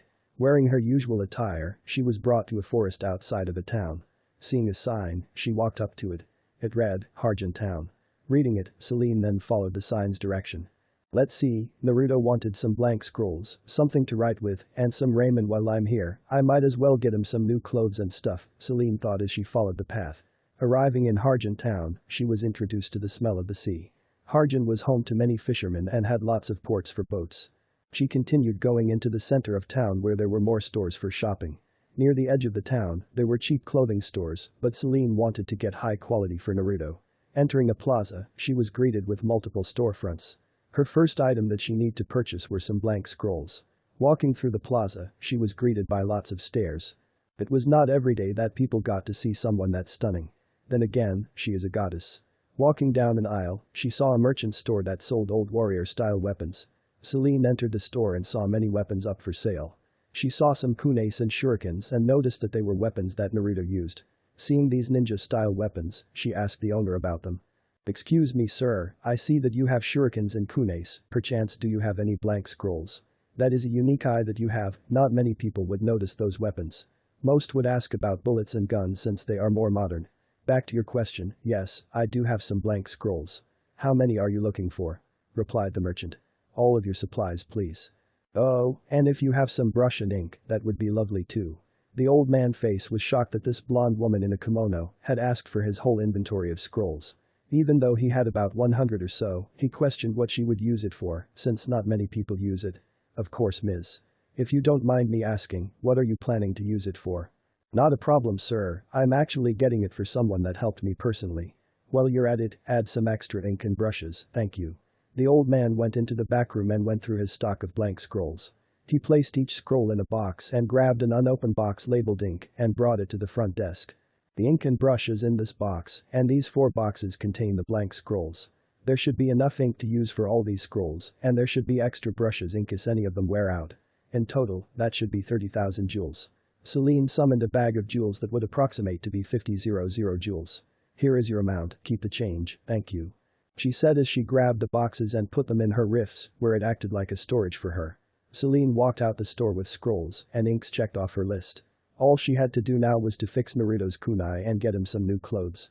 She looked around the plaza to see if there were any blacksmiths around. She walked to a weapons store and entered it to ask the owner. "Excuse me, would you happen to know of any blacksmiths around in town?" Celine asked the woman who owned the shop. "Unfortunately, there are no blacksmiths in the center of the town, but if you head east past a big sakura tree and follow the path, you will reach a blacksmith shop there that can help you," the woman replied. After thanking her, Celine decided to get Naruto new clothes first and then head to the blacksmith. Celine entered a mall where the roof was open to reveal the bright sun. Looking around, she saw a store that piqued her interest. On display was a black trench coat-like robe with the sleeves cut off. It was basically a mixture between a t-shirt, a kimono and a trench coat. The neck of the robe was extended and stopped at ear level. The size of the kimono looked to fit a young adult. Celine entered the store and asked a worker about the robe. "Hey miss. Do you know where I can find this kimono?" Celine asked the young lady working there. "Actually ma'am, the one on display is the last one and is quite popular despite being very expensive. Would you still want to purchase that one?" the worker asked. "Yes please, can you put it at the table while I look for more clothes?" "Sure thing." Celine walked deeper into the store and saw various style of clothes. What piqued Celine's eyes was a dark navy long-sleeve shirt with a silky material. It had looked to be a compression shirt. She grabbed it off the shelf and continued shopping. Finding a shirt, she decided to go to the pants section. She found orange boxers and got it for Naruto, since she knew his favorite color was orange. After getting underwear, she went to the pants section. Celine wanted to get pants that he would look nice in, but would also match the navy long sleeve. After a moment, unable to decide, she eventually went with black pants. She had a shirt, a kimono, and pants. She wanted Naruto to be in new clothes, since his old one were dirty and had not been clean. Not to mention it was his only set of clothing. She continued walking around the store and found a kimono section. The moon dragon god needed a sash to hold the kimono hybrid that also matched the color of the shirt. A minute of searching and she found a sash that matches the shirt she had picked. All she needed to get now were new shoes. Knowing that Naruto would most likely get into fights and would travel a lot, she needed to get open sandals. If he were to wear shoes, it would irritate him in fights, since his feet would get no air.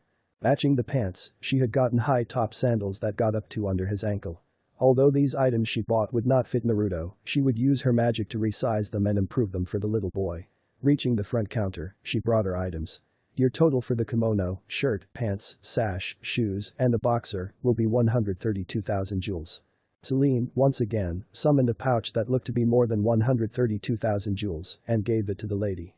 Grabbing her items she purchased, she exited the store and placed them in her rift. Heading east towards the blacksmith, she was sidetracked when she saw a clothing store that had earrings and necklaces. She entered the store but thought that Naruto wouldn't want earrings. Browsing, she took in the necklace examples for something she would plan to do. She then remembered that his hair was long and messy. She saw hair wraps and decided to purchase a pair of black wraps for Naruto. Finally focusing, she traveled to the blacksmith. At last, she reached the blacksmith and knocked on the door to see if they were available. "Hello, welcome to Goro's blacksmith, what can I do for you today?" spoke an old man with a long beard. "Hi there, do you do repairs here?" the blonde asked. "Yay, we can do repair. The cost will depend on the weapon though and the amount of time we spend." "That sounds lovely, I just need you to repair this kunai for me. Also, take off the wrapping on the handle, but give it to me please." "Not a problem. This should be done quickly since it is only a knife." The man took the 3-pronged kunai and inspected it. "This is an interesting kunai you have, 3 separate blades, I have not seen this style before." "Ah, yes, it is quite special to me, so if you can, please repair it fully and keep its design and shape." The blacksmith nodded and slowly took the wrapping off. He noticed that it was wrapped neatly and it had no mistake. Whoever made this kunai was truly a master and showed care in their work. He gave the wrapping to Celine and started to heat the knife. He noticed that this knife had been worn out extensively and the blade was damaged. Without the wrapping, he saw lots of visible cracks. After heating it to his desired temperature he started to repair it. Restoration magic. The blacksmith called out as he brought his hands on the knife. His hand started to glow white and Celine saw that the weapon was getting shinier and the cracks were filling it. He then gave her extra wrappings for the handle. I don't think I should wrap it since the last wrapping was perfect and you might want to re-wrap it, the blacksmith said as he continued. Anyways, it's completely fixed. It had gone through a lot. This weapon must have been through hell for it to be that damaged. Anyways, since it was that small and barely had to be worked on, it'll be on the house. The old man said with a smile. Nonsense, you worked on it and you will be paid, Celine said as she summoned another pouch and gave it to him, take this as thanks. The blacksmith looked at the pouch and watched a blonde woman walk away with wide eyes. Celine had gotten most of the things off her list. She had gotten Naruto new clothes, the scrolls, and fixed his kunai. The only thing left she had to get were cupped ramen. Walking back to the district, she headed into the direction of the food market. Passing the plaza, she noticed that the sun was setting. This event caused Celine to remember that she never told Naruto that the time in Gultana flowed slowly than Earthland. Purchasing a dozen of cupped ramen, she placed it into her rift and walked to the outskirt of the town. I should tell little Naru about the time that flows in Gultana, Celine thought as she reached the entrance to a forest. She then created a rift with her magic to bring her back home. Sometime later Naruto and Kurama had created many potholes in the ground and shattered many rocks and small mountains from their fight. It had been almost 2 hours since Celine left to Earthland. During their fight, they noticed that half of Celine's domain was trashed from their fight. Kurama, not wanting to clean up, retreated back into Naruto's mindscape. What the heck, Kurama? Help me out, you lazy fox. Too tired. Undoing his transformation, Naruto started getting stressed. Since he couldn't clean up their mess alone, he created almost 3,000 shadow clones to lessen the damage and make it look like nothing happened. One of Celine's portal opened where she slept. Exiting the portal, she looked around and noticed below her cliff where she slept were lots rocks and craters in the ground. She assumed that Naruto created the damage from his training. Looking around, she noticed that Naruto had created clones. She saw them in groups and were each doing something different. What caught her attention was at the crater and where she assumed Naruto was fighting with clones, there were about 1,000 or more trying to lessen the damage. Naruto must have thought that he ruined her domain and tried to fix it.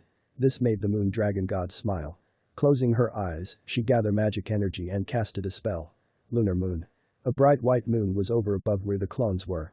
They saw that the damages they had made were reverting back to what they were. Eventually, it became what it was before he started his spar with Kurama.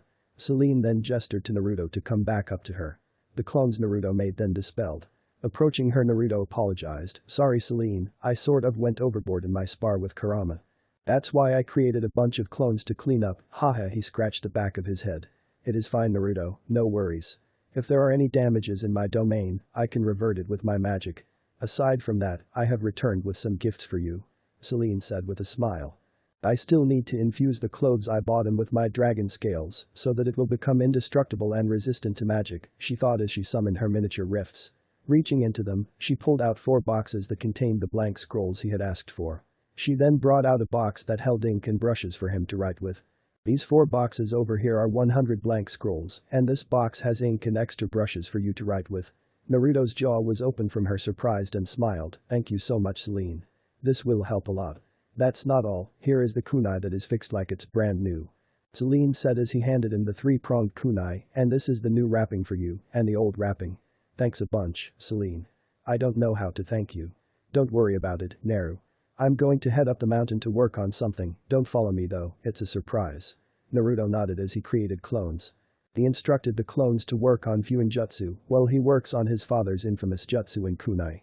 The clones grabbed the boxes and started to move to a wider space to work on Master Fuinjutsu. Celine had gone to the top of her domain. The highest part where she had always been to herself before Naruto had came. She would usually stay up here and watch the moon and be by herself. Now is different, she would use this alone time to make Naruto feel happy. Taking the clothes she bought out of her pocket dimension, she placed them in a row side by side, starting with the shoes on the left, followed by pants, shirt, sash, then kimono. After placing them down, she then transformed back into her dragon form. Bringing her arm in front of her, she used her other claw to grab 6 of her dragon scales. Plucking them, they instantly came back on her. Celine then placed each of her scale on the clothing and started to infuse them into the clothing. The scales had infused and went into each of the clothing she had gotten. They each glowed white and slowly spread to take form of each item. Finally infused, she used a small spell to see if it had worked. She tried to pierce the shirt but was unable to, thus proving it had worked. She then used that last scale to infuse it with the hair wrap that she had gotten for little Naruto and performed the same process. The size of the clothing looked to be too large for Naruto, but since it was infused, it will match to his size. Now with each item infused with her scale, she'll be able to give Naruto a new look. It had been about 3 hours since she had been working on it. Each item that had to be infused took a lot of concentration and time. She had to make sure every part of the clothing was covered. Flying over to Naruto, she had noticed that he wrapped the kunai that she had fixed. It was now in the ground and Naruto was a couple distance away. Descending down, she saw Naruto vanish and reappear where the kunai had been. Transforming back into her human form, she approached Naruto. "Did you teleport Naru?" Celine asked. "Yeah, I'm trying master my father's jutsu and make it better in my own way. Anyways, what's up Celine, do you need something?" The platinum blonde asked. "Oh no, I don't need anything. I actually came here to give you some gifts and I also need to tell you something important that I forgot to mention. Here is a new set of clothes." Celine grabbed the new clothing that she had gotten him and gave it to him. "Whoa. These look so cool. Thanks a lot Celine, but these look a bit too big for me. Don't worry about the size. I infused it with my dragon scale which gives it magical properties. These clothes are indestructible and magic resistant and will fit your size once you wear it. Not to mention, if you do start growing, it will grow in size to fit you. If you want to customize anything, just let me know. Also I noticed that your hair is getting long, so I got some hair wraps for you." Naruto looked surprised but nodded and started to undress. He threw his old clothes aside. He was completely naked and wanted to put on the new clothes. "Oh my goodness, Naruto. Are you not embarrassed?" "Not really, I trust you. That robe looks cool, but do you think you can change the design?" Celine blushed as she saw Naruto completely naked as day. Seeing him having trouble putting on the clothes she decided to help him put them on. Naruto put on the black pants with the help of Celine and saw that the pants start to shrink to fit his size. He then put on the shoes that she got him and found it comfortable. He then wore the long-sleeved navy shirt and like the pants, it started to shrink to fit him. It also showed his defined muscles underneath. Sitting down, he let Celine tie his hair with the hair wraps. He then felt his sideburns be tied together and felt his head feel cooler since his sideburns weren't all over the place. Looking into a mirror that she had summoned, he noticed that he looked like Asura. This resemblance inspired him to customize the kimono she had got. "Hey Celine, could you make the kimono white and add 6 magatamas around the collarbone on the front and 9 magatamas formed like a square at the back?" Naruto asked the moon dragon god. "White with magatamas Oh, like the sage's robe." "Yeah. Just like that." Celine then used her magic to permanently transform the kimono. White light surrounded it and the kimono turned from black to white. Naruto saw the black. "That's because the clothes are infused with my scales which make it the best accessory," Celine giggled. "You look like the sage, Naru. I kinda wanted to honor him this way, and plus since I am the new 10 Tails Jinchuriki, I felt like this fit. Anyways, you said these are imperishable or something, so does that mean I can train or get into fights without it getting ruined like my old clothes over there?" Naruto said as he pointed to his black and orange jumper that had been torn. "Very much so. People in Earthland have killed for these kind of items, and they are classified as high-quality magic items. What you have on would be classified as unachievable magic items, since no one else has dragon scales that have been infused." Naruto watched as she explained the importance and rarity of his clothing. He then remembered that she said she had something important to tell him. "Hey Celine, you said you have important to tell me that you forgot." "Oh right, I forgot to mention that time flows differently in Gultana. You entered this world at the year X 730. If you were in Earthland and you were 10, in the year X 740, you would be 20, however, since you are in Gultana, time flows way more slowly. If you were to leave Gultana in the year X 760, you will be about 10 years old," Celine explained. "I would also like to add that you will age slower Naruto. You are practically immortal since I gained another tail, and since you are the new Jinchuriki of the 10 tails," Kurama added. Naruto was confused and looked like his head was about to burst. "To put in simpler terms for you little Naru, time is very slow. Since you are 3, if you were to leave Gultana when the year is X 760, you will be 10 years old." Kurama also said I age slower and I'm practically an immortal since he gained another tail. "So I guess age won't matter," Naruto said nonchalantly. "When you encounter people, lie about your age. Say the age you physically look like, since you are in your 3-year-old body." Kurama explained that people will be shocked to see that he is older than he looks and does not want any future problems. "Okay Kurama. I guess it'd be weird for people to find out that I got sent into a new world in my 3-year-old self again," Naruto told Kurama in his mindscape. "I guess it won't be a problem. I'm just going to focus on my training. So far, I got better at using my dad's jutsu, but I want to perfect it and add something to it. You think you can help me, Celine?" Naruto asked the moon dragon goddess, to which she agreed. Naruto proceeded to keep practicing using Hiraishin and tried to think of what to add to it. Celine watched in the sidelines and thought of ideas to help him. They were going to be here for quite some time. The clones that Naruto had made and grouped earlier had gotten better at their assigned tasks. Naruto was able to use each element affinities efficiently and now had excellent chakra control. He could use jutsus to their highest degree without wasting unnecessary chakra. He had also completely mastered Senjutsu and could use the form for a longer time now. All in all, he was stronger now in use of chakra. Time had passed since Naruto was training with Hiraishin with Celine. He eventually started to get better at it but still had ways to go. They had conjured new ideas that he could add. Celine suggested that he could incorporate Moon Dragon God magic into it once he masters Moon Dragon God magic, since he will eventually learn how to create rifts like her. Deciding to take a break after hours of practice with his father's jutsu, Naruto decided to tap into his new form. The sun was about to set and Naruto wanted to see if he could access his six-path sage mode again. Standing still and concentrating, he focused on the feeling of the transformation.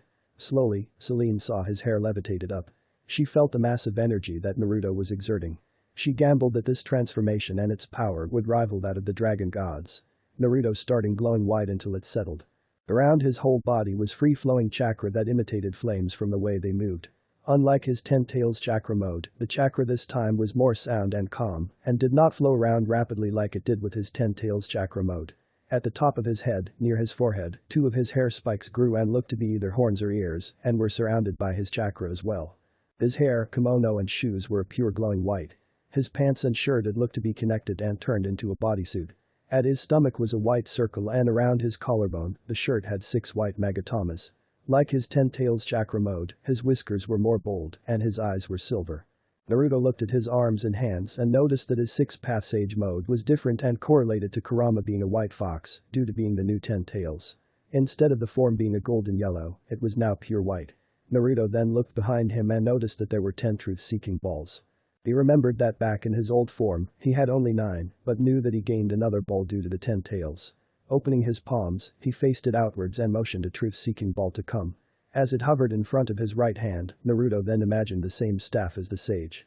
It then transformed into a Shikujo staff, the exact replica of the sage's. At one end was a half circle that looked like the letter C, while on the other was a full circle with rings inside. Looks like this form changed a bit, Naruto said out loud.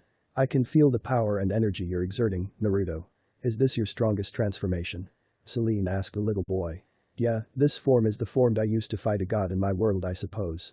Hey Celine, wanna see something cool? Sure, Naru. Celine giggled at the sight of Naruto getting excited from hovering in the air thanks to the black orbs. Naruto sat in a lotus position and subconsciously brought the orbs underneath him lined in a circle, like the sage. Isn't this cool Celine?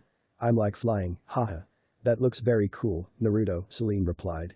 Naruto went through some jutsus and tested his new powers with his new form as the sun set. Eventually, he got tired and fell asleep on Celine. He had liked her gift that she gave him, since the only one who got him new sets of clothes was his old sensei, Jiraiya. July came around and Naruto had learned the basics of Earthland. He could finally read and write and knew just about everything of Earthland. From the countries to the inhabitants. It had been 3 months, but with the help of his shadow clones, he learned the knowledge quickly. With that out the way, the only thing he had to learn was each of their magic. It was a Sunday and Naruto was further practicing his six-path sage mode. In the 3 months, he lengthened the time he could use the mode.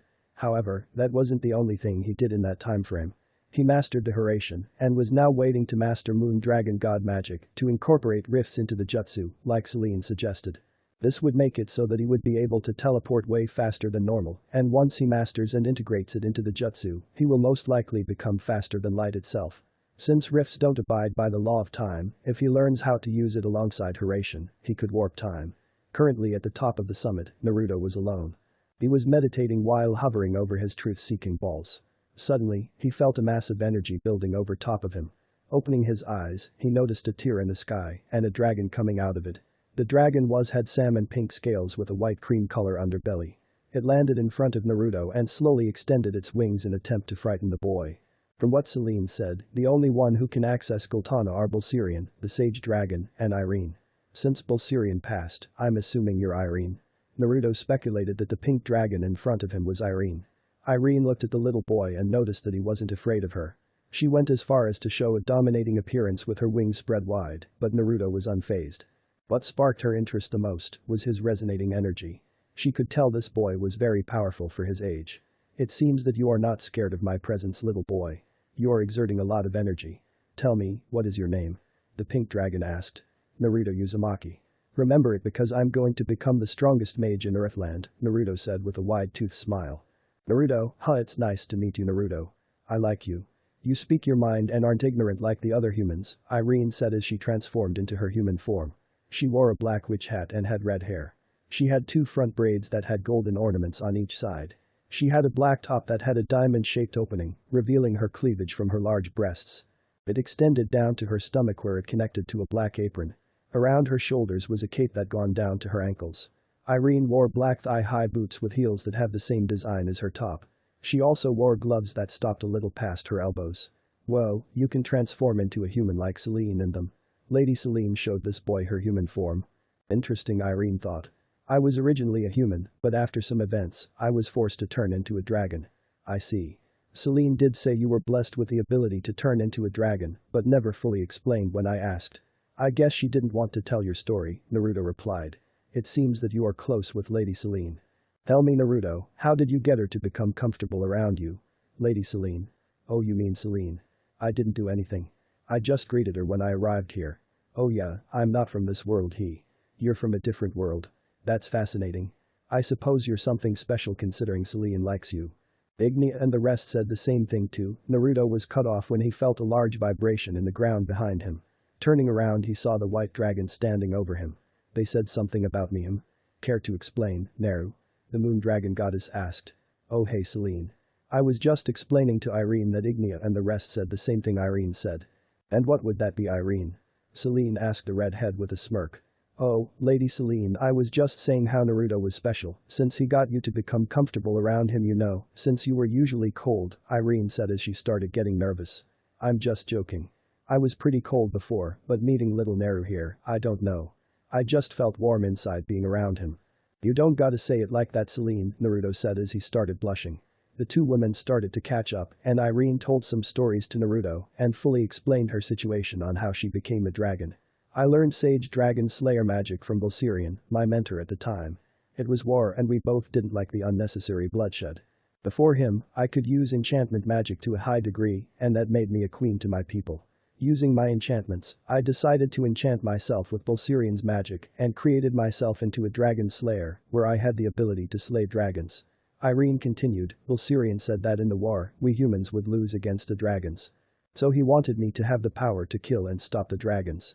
However, what we didn't know was that the power of a dragon was too much for me to handle. Due to this, a dragon seed was planted in me to withstand the overwhelming power, which gave me the ability to transform into a dragon. Wait, do I have a dragon seed? Would I turn into a dragon? Naruto looked up at Celine, whose lap he was sitting and listening to Irene. You are a different case, Naruto. You aren't learning dragon slayer magic and you aren't enchanted with our magic. Us being dragon gods is a different matter than Irene's and other dragon slayers because we are teaching you our magic as well as blessing you the ability to use it. Like dragon slayer magic, there are different generations of dragon slayers. First generation being they are taught by a dragon. Second generation is where they have a lacrima placed in them. Third is where they have a lacrima and are taught by a dragon. Fifth is where they eat other dragon slayers or a dragon. What about 4th generation? What generation would I be classed as? The platinum blonde asked. 4th generation would be where they are created from magic. There hasn't been a case of this. As for you, I guess you don't classify as any. You aren't a dragon slayer, but you will become a dragon god, so I guess you can be a Celine tried to finish but was cut off. Generation Alpha. Since you guys are gods, that would make me the very first generation. Celine and Irene giggled at the sight of Naruto getting excited. Sure Naru, you can be a Generation Alpha dragon god. Back to the dragon seed, you won't have one produced, Naruto. This is because you are blessed by us and also the fact that Kurama's overwhelming power will destroy it if it were there. That is true. Sorry for interrupting you, Irene, you can continue, Naruto apologized. No worries, Naruto. Back to what I was saying, with the dragon seed inside me, I started to turn into a dragon. I grew wings and my teeth started to sharpen. Before the dragon seed started to grow, I was pregnant. After it planted, my pregnancy slowed and I was placed into a dungeon because I was viewed as a monster. Eventually, I felt threatened by my husband who was going to kill my baby and I turned into a dragon to protect it. It still is growing, Irene said as she rubbed her belly. Due to her dragon transformation, she explained that the child was still in her womb and still needed more time. The transformation had slowed the growth of the child in the womb. She explained that this made her lover angry at the fact that she did not give him a child in 9 months and attempted to kill her, which resulted into her transforming into a dragon to protect her baby. The day passed and Irene decided to spend the night in Gultana. She particularly wanted to spend time with Naruto. After meeting him and realizing that he did not think of her as a monster, she decided to find more about him. Originally planning to sleep with Celine, Irene offered to Naruto that he could sleep with her at the summit as they talk. The sun set and Irene turned into her dragon form so Naruto could lay against her. Irene learned that Naruto grew up with no parents and was called a monster like her due to a being that he held in his stomach. He was ostracized growing up and didn't have much friends. The night went on and Irene learned of his feats and burdens up till now. Naruto eventually fell asleep against Irene telling her his story and used her arm as a blanket to keep himself warm. "You're much like me, Naruto, but you suffered more than me," Irene thought to herself as she watched him sleep. Morning came and Irene woke up to find Naruto missing. Looking around the sanction, she saw him meditating. She slowly transformed into her human form and gazed at Naruto as she took in his form. He is quite spiritual for a kid his age, Irene thought as she approached him. "Good morning, Naruto. What are you doing up so early?" "Hey Irene. I'm just meditating to get my mind in tune with my body. With all the physical training I've done recently, I need to train my mind too," Naruto explained to the redhead. "That's quite considerate of you, Naruto." "Thanks Irene. I've been meaning to ask, but do you know what you're going to name your child?" "Why yes, her name is going to be Urza. Doctor said she was a girl before I turned into a dragon. It's going to be a while until she's born, but when she is, can I count on you to protect her when I'm not around?" "Of course, you shouldn't have asked that question," Naruto said sheepishly as he scratched the back of his head. From the time Irene spent with Naruto, they got somewhat close. Irene saw herself in Naruto and wanted to see him succeed in his dream of becoming the strongest mage in Earthland. "That's it, Naruto. There's nothing else for you to learn. You beat all the others without using Kurama's power to help you. We are proud of what you become," the blonde-haired goddess spoke. Time had passed since Naruto's meeting with Irene.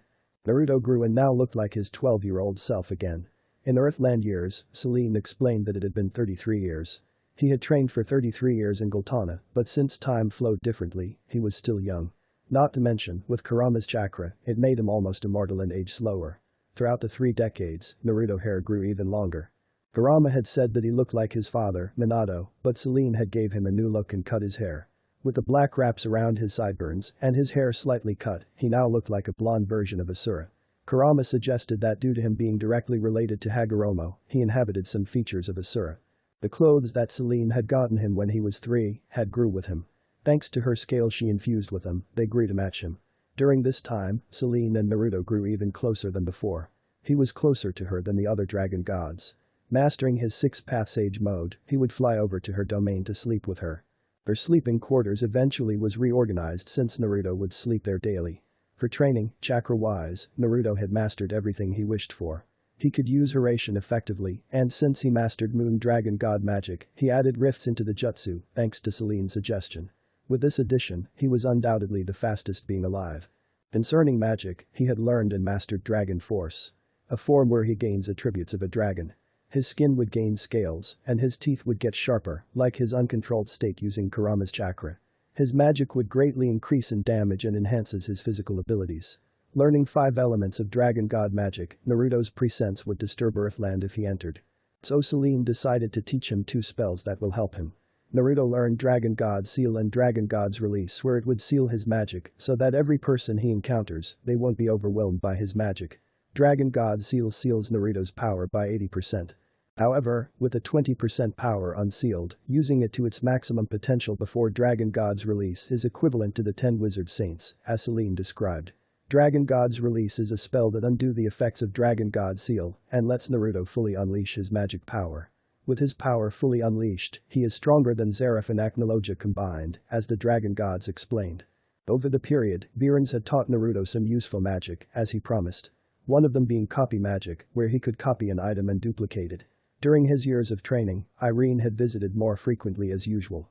She, like Celine, had gotten closer to Naruto and is practically seen as an aunt to him.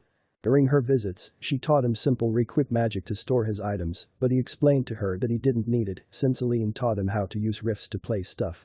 Eventually, Naruto learns that Irene had given birth to Urza and had been attacked by demons of Zeref. Upon hearing this, Naruto wanted to go help her but was stopped by Alderan, saying that he shouldn't enter Earthland yet and that Irene was capable of handling herself. Alderan explained to Naruto that from nature, he could gather what happened. Irene was forced to become a member in a group called the Spriggan 12, who are directly under Zeref and rule Alvarez. She was promised that Urza would be safe if she joined. Leaving Dragnef, she had to leave Urza behind and chose to send her to a small village called Rosemary Village. Hearing this, Naruto decided that he would find Urza once he finishes his training. Now, year X 763, Selene and the other dragon gods are bidding farewell to Naruto, but have some stuff to give him. They all transformed into their human forms and awaited Naruto at the middle of the summit. As Naruto arrived, he was first approached by mercphobia. Although time passes slowly here, it felt ages ago since you were the little boy that stumbled upon my lake. You have shown tenacity and I truly believe you will become the strongest mage in Earthland. As my gift to you to enter Earthland, here is a necklace that I made with help from the others. Like the symbols on kimono, these magatamas are each of our scales. That gem in the middle is one that I found where you came to this world, mercphobia explained. Naruto had thought he lost the necklace Tsunade gave him, but the water dragon god found it and made it into a new necklace. In the middle was the emerald gem, and on each side were 3 scales. Looking confused, Naruto asked, "Hey Merc, aren't there only 5 dragon gods? Why is there another scale?" "That scale is Irene's. She wanted to gift you something, but was unable to come as you know, so she had this as a backup option." Naruto looked with a stunned face as he held the necklace in his hands. The fingers glided through the scales, feeling the texture. Landing on Irene's, he thought to himself, "I'll find Urza and make my promise, Irene, and then I'm going to save you." Exiting his thoughts, he saw Alderan walking up to him. Looking up, Naruto saw a white wrap that had a material that looked much like his robe. "Selene helped me turn my scales into this. She told me she had done the same thing with your kimono. This wrap is made from my scale and has magical properties. I had shaped it so that it wouldn't irritate you when you wear this. As you learned, dragon slayers have heightened senses.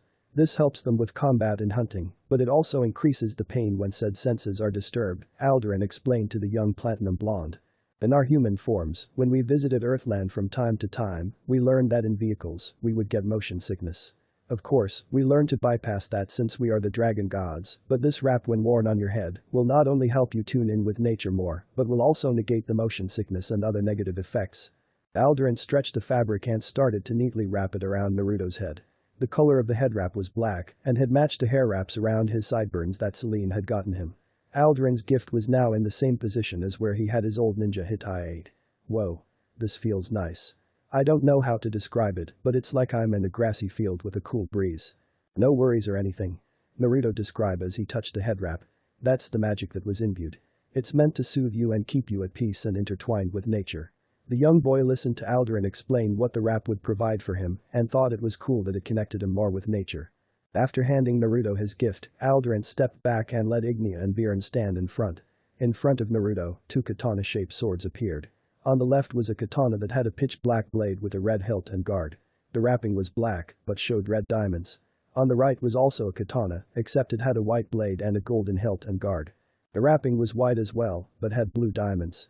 Ignia and Virans had explained that they had also imbued the swords with their scales, which made it even stronger, and that Naruto could use his spells with the swords.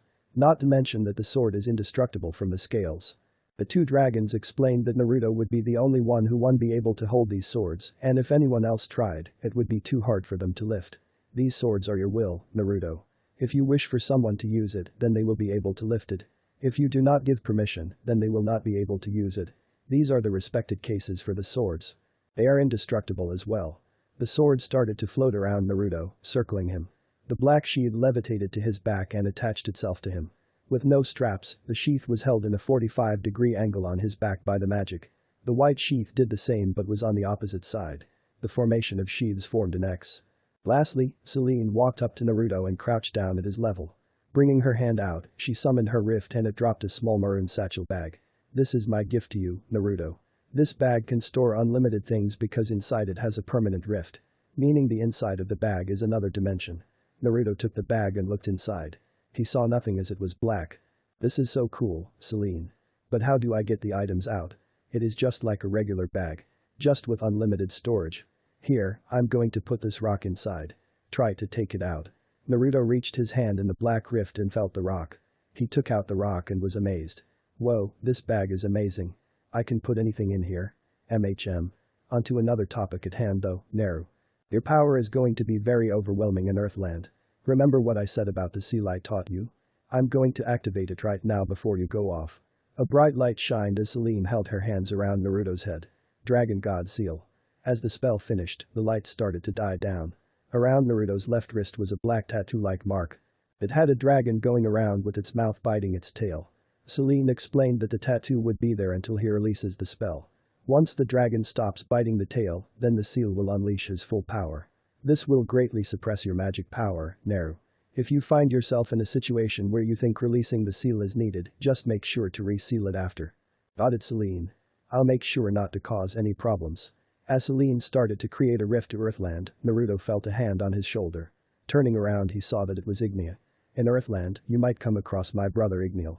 I heard some events that transpired and he had to go to the future. As you know, time does not flow the same here, so he most likely is alive and has a dragon slayer. If you do meet him, just mention me and greet him for me, Naruto. Yeah, of course Ignea. The rift fully opened revealing a grassy plain on the other side. Naruto looked back at the dragon gods and bid farewell to them all. Visit us sometime Naruto. Viren said. Naruto nodded and entered the rift.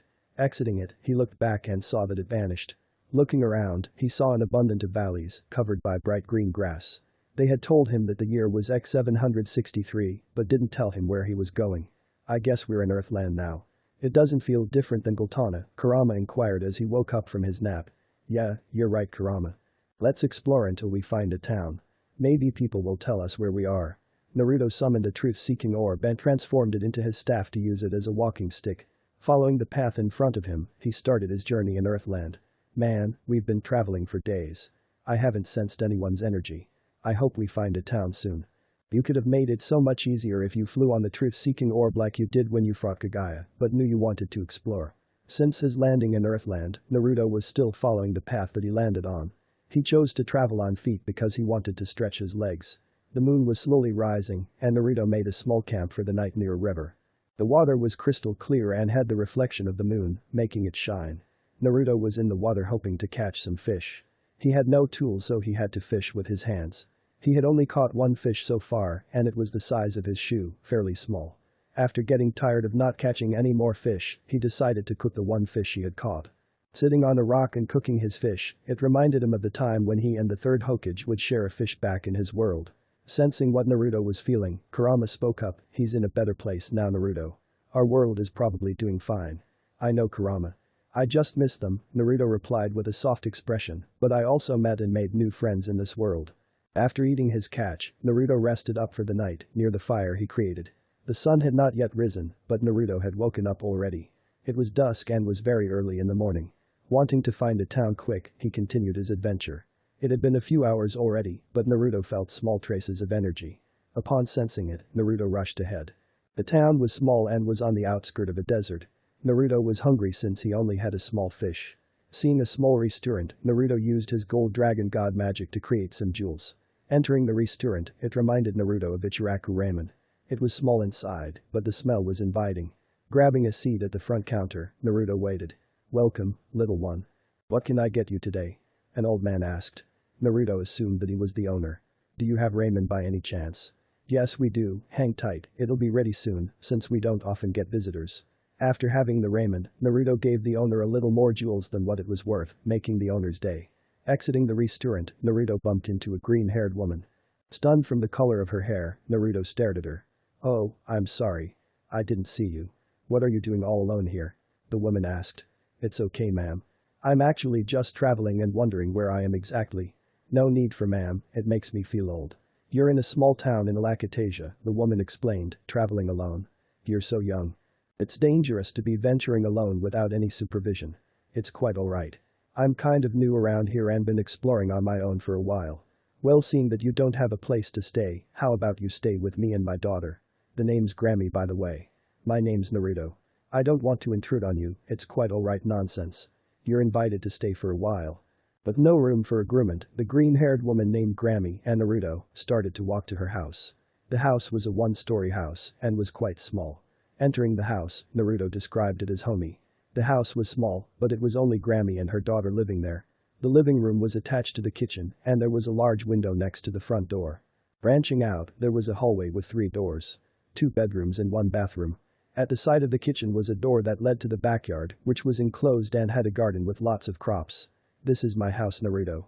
I'll introduce you to my daughter, give me a moment," Grammy said as she passed through the hallway, knocking on one of the doors. "Brandish, come out. I want you to meet someone." The door opened and a girl with green hair just like her mother came out the room. She was about 6 years old and walked behind Grammy and stood behind her legs as they stopped. The girl was shy as she never met anyone else her age. "Hi, my name is Brandish. It's nice to meet you," she whispered quietly with a blush on her face. Naruto barely heard her because of how quiet she was, but from his experience with Hinata, he could make out what she said. "Nice to meet you, Brandish, I'm Naruto Uzumaki." Naruto extended a fist to Brandish as a sign of greeting. The little green-haired girl was clueless and imitated what he did and bumped his fist. Unbeknownst to her, Naruto had influenced some of his magic into her from the bump. Upon contact, Brandish felt warmth and a sense of form security. It was her first time meeting this boy, but from the fist bump, she felt like he was a good person. "How about you kids pick out some potatoes out back for dinner while I set up the table," Grammy suggested as she started to put on her apron to cook. Brandish led Naruto to the back door and showed him where the crops were. Naruto stood as he watched her grab a basket and started to pick potatoes. Seeing what she was doing, Naruto followed along and helped grab potatoes and place them in the basket. "Hey Naruto." Brandish called out to the platinum blonde. "Yeah, what's up? Are you going to be staying with us?" "I don't really know. After finding out that I'm in Lacatesia, I kind of been wanting to meet the Emperor. Your mom invited me to stay over for a bit. Maybe we can help you out." "Mom actually works under the Emperor. She usually works lots of shifts and comes home late," Brandish said with a sad face. Naruto picked up on her facial expression and decided not to talk about the subject further. Finishing up, the two walked inside the house. "We're back and we got some potatoes," Naruto shouted as he entered. "We only got potatoes, you don't have to be so loud," Brandish said with a small frown. She was not used to another person around her age. Grammy giggled at the sight of the two bickering. Grabbing the basket of potatoes, she started to clean them and prepare them for dinner. "It won't take long for dinner, why don't you take Naruto to your room, Brandish?" Grammy suggested. Her daughter nodded and guided Naruto to her room. The room was small, but roomy. It was a different environment for Naruto, as he had not been in a girl's room before. The room was clean and had light blue paint on the walls. In the middle of the room was a pink rug that matched her bedsheets. Around her pillows were stuffed animals that were tucked in under the blanket. "You have a nice room, Brandish. This is the first time for me being in someone's room. It's nothing special to me, it is. I've been camping outside the whole time before I met you guys. Even back then, my room was not as nice as this, and it was much larger." The two started to talk as they waited for Grammy to make dinner. Brandish had questioned Naruto on why he wanted to meet the Emperor and why he was traveling alone. She learned that Naruto planned on traveling around the world to learn about things. Their conversation was abruptly stopped when Grammy announced that the food was ready. They got to the table and saw that she had made mashed potatoes and eggs. Brandish grabbed a plate and waited for her mom to give her servings. Grabbing a seat, Naruto watched Brandish and copied her. He grabbed a plate and waited for Grammy to give him his serving. Sitting back down, he gave thanks for the food and started to munch down. While eating, Grammy learned that Naruto wanted to meet the Emperor. She suggested that Naruto lives with them for half a year or so, since the Emperor wouldn't return in 6 months. "I don't want to impose on you too much, Grammy, that seems a bit much." "It's alright, Naruto. Plus, Brandish could use a new friend." During dinner, Naruto and the two discussed many things. Naruto learned that Grammy had moved to Lacatesia from Ishkar and was a servant to a very wealthy family called the Hertfilia. She was one of the 3 servants that received a celestial key. Her master, Layla, had entrusted her with the key of Aquarius as a token of her being relieved of her job since Layla was pregnant. Grammy and Brandish also learned of some things about Naruto. They learned that his parents died during his birth and was left alone in an orphanage. He lied and explained that the orphanage had burned down and the people had forgotten about him. Eventually, a dragon heard his cries and took him in. He continued to explain that the dragon, Selene, raised him and taught him her magic. He only mentioned one of the dragon gods instead of 5 since he did not want to reveal his whole story. What surprised them the most was when he told them that Selene was a dragon god and had taught him how to use moon dragon god magic. Not wanting to reveal everything, he told them that he could only use a few spells. The sun started to set and they had finished their food. Naruto wanted to meet the Emperor and started to think. He could spare 6 months to stay for a bit while learning more about Lacatesia himself. Grammy remembered that Naruto had been camping outside and had not been able to shower, so she offered him to shower using their bathroom. Naruto accepted and thanked her for her hospitality. As he started cleaning himself, Brandish helped Grammy with the dishes and asked her mother why she let Naruto stay over. Naruto doesn't have any parents and is alone. He wants to meet the emperor, but he doesn't come back till 6 months. So I figured, why not let him stay with us for a bit? Where will he be sleeping? It's not like we have enough rooms for guests, Mom. How about you two share rooms? You can sleep on the bed while I prepare an extra futon for him. Plus, I have work later tonight. You won't be alone this time. Grammy's work shift had been getting later than usual. Her cleaning service had been jet and requested more and she had to work late, which left Brandish home alone. She would usually leave extra food for Brandish when she couldn't be there. Naruto had finished his shower and returned to the living room kitchen and saw Grammy in her work outfit. I see you're all freshened up. I forgot to tell you, but I work for the emperor and I'm tasked with cleaning a tower. I got to go to work and I'll be leaving you two alone. If you need anything, Brandish, Naruto will be there to help you, right Naruto? For sure. Naruto said as he started to dry his hair with a towel. Grammy left the house and there stood Naruto and Brandish waving her off through the window. The stars were out and the moon had risen. Brandish and Naruto had prepared for bed. Naruto started to unfold the futon Grammy gave him and Brandish started to tuck herself in her bed. As they situated themselves into bed, Brandish spoke up, "Hey Naruto, you still awake?" "Yeah, I can't sleep right now. Mom usually works late and it makes me lonely. It makes me scared when I'm alone." "You're not alone Brandish, I'm here now. There's nothing to be scared of. The dark is just as good as the light. Don't be scared of the dark because if you are afraid of the dark, then you have to be afraid of the light. Without the dark, there is no light." Naruto continued to ramble which made Brandish feel comforted. Hearing him talk gave her assurance that she was not alone. Eventually, they let their drowsiness get to them and slowly fell asleep. Godspeed Brandish opened her eyes from the sunrays beaming into her face. It was bright and there were no clouds in the skies. Sitting up, she stretched and remembered that Naruto had slept over and that her mother was most likely at work. Looking down and expecting Naruto to be there, she realized that she was alone. The futon was folded up and laid against the wall. She was certain that Naruto had slept over and she was not dreaming. Getting up, she walked towards the kitchen and noticed that a note was left on the counter. "Hey Brandish, I am out training. I collected some apples in a basket. Hopefully that should fill you for breakfast." Naruto Brandish could barely read the note but made out what was said from the bad handwriting. She smiled at the thought of Naruto picking out apples for her. Looking around the room, she realized that her mom had not came home yet. Not dwelling on it much longer, she grabbed an apple and went outside. Coincidentally, as she walked out the door, Naruto was returning from his training session. He had gone on a run along a nearby river and had just got back. He wanted to explore the town and the outskirts and find any open fields. "Where'd you go?" asked the greenet. "I needed to stretch my legs, so I went on a run." "I see you saw that basket of apple that I picked." Brandish nodded as she finished her apple. She remembered that Naruto knew how to use magic and asked him if he could help her with her magic. "What do you need help with?" Naruto asked. "My magic is called Command T and it lets me shrink and grow anything I want, but so far I can only shrink stuff a third of the size. I can't make anything larger yet." Shrink and growing what goes inside your mind when you try to shrink something." She explained to Naruto that when she wanted to shrink something, she would imagine the object and it just shrinks. Try clearing your mind of everything but the object you are trying to alter. After you clear all thoughts, maybe try thinking of either growing it or shrinking it, Naruto suggested as he propped an apple on the ground in front of her. Brandish listened to what he said and cleared her thoughts. The only thing that was on her mind was the apple. Thinking of it, she started to imagine it shrinking. All of a sudden, the green apple that was in front of her shrank to the size of her toe. "I did it, Naruto. I actually shrank something." Brandish said excitedly as she grabbed the apple and showed the boy. They kept practicing growing and shrinking objects till noon. Going back to the house, they still had not seen Grammy. She was still working at the tower. Brandish explained that this was normal and sometimes she would be there for long periods of time.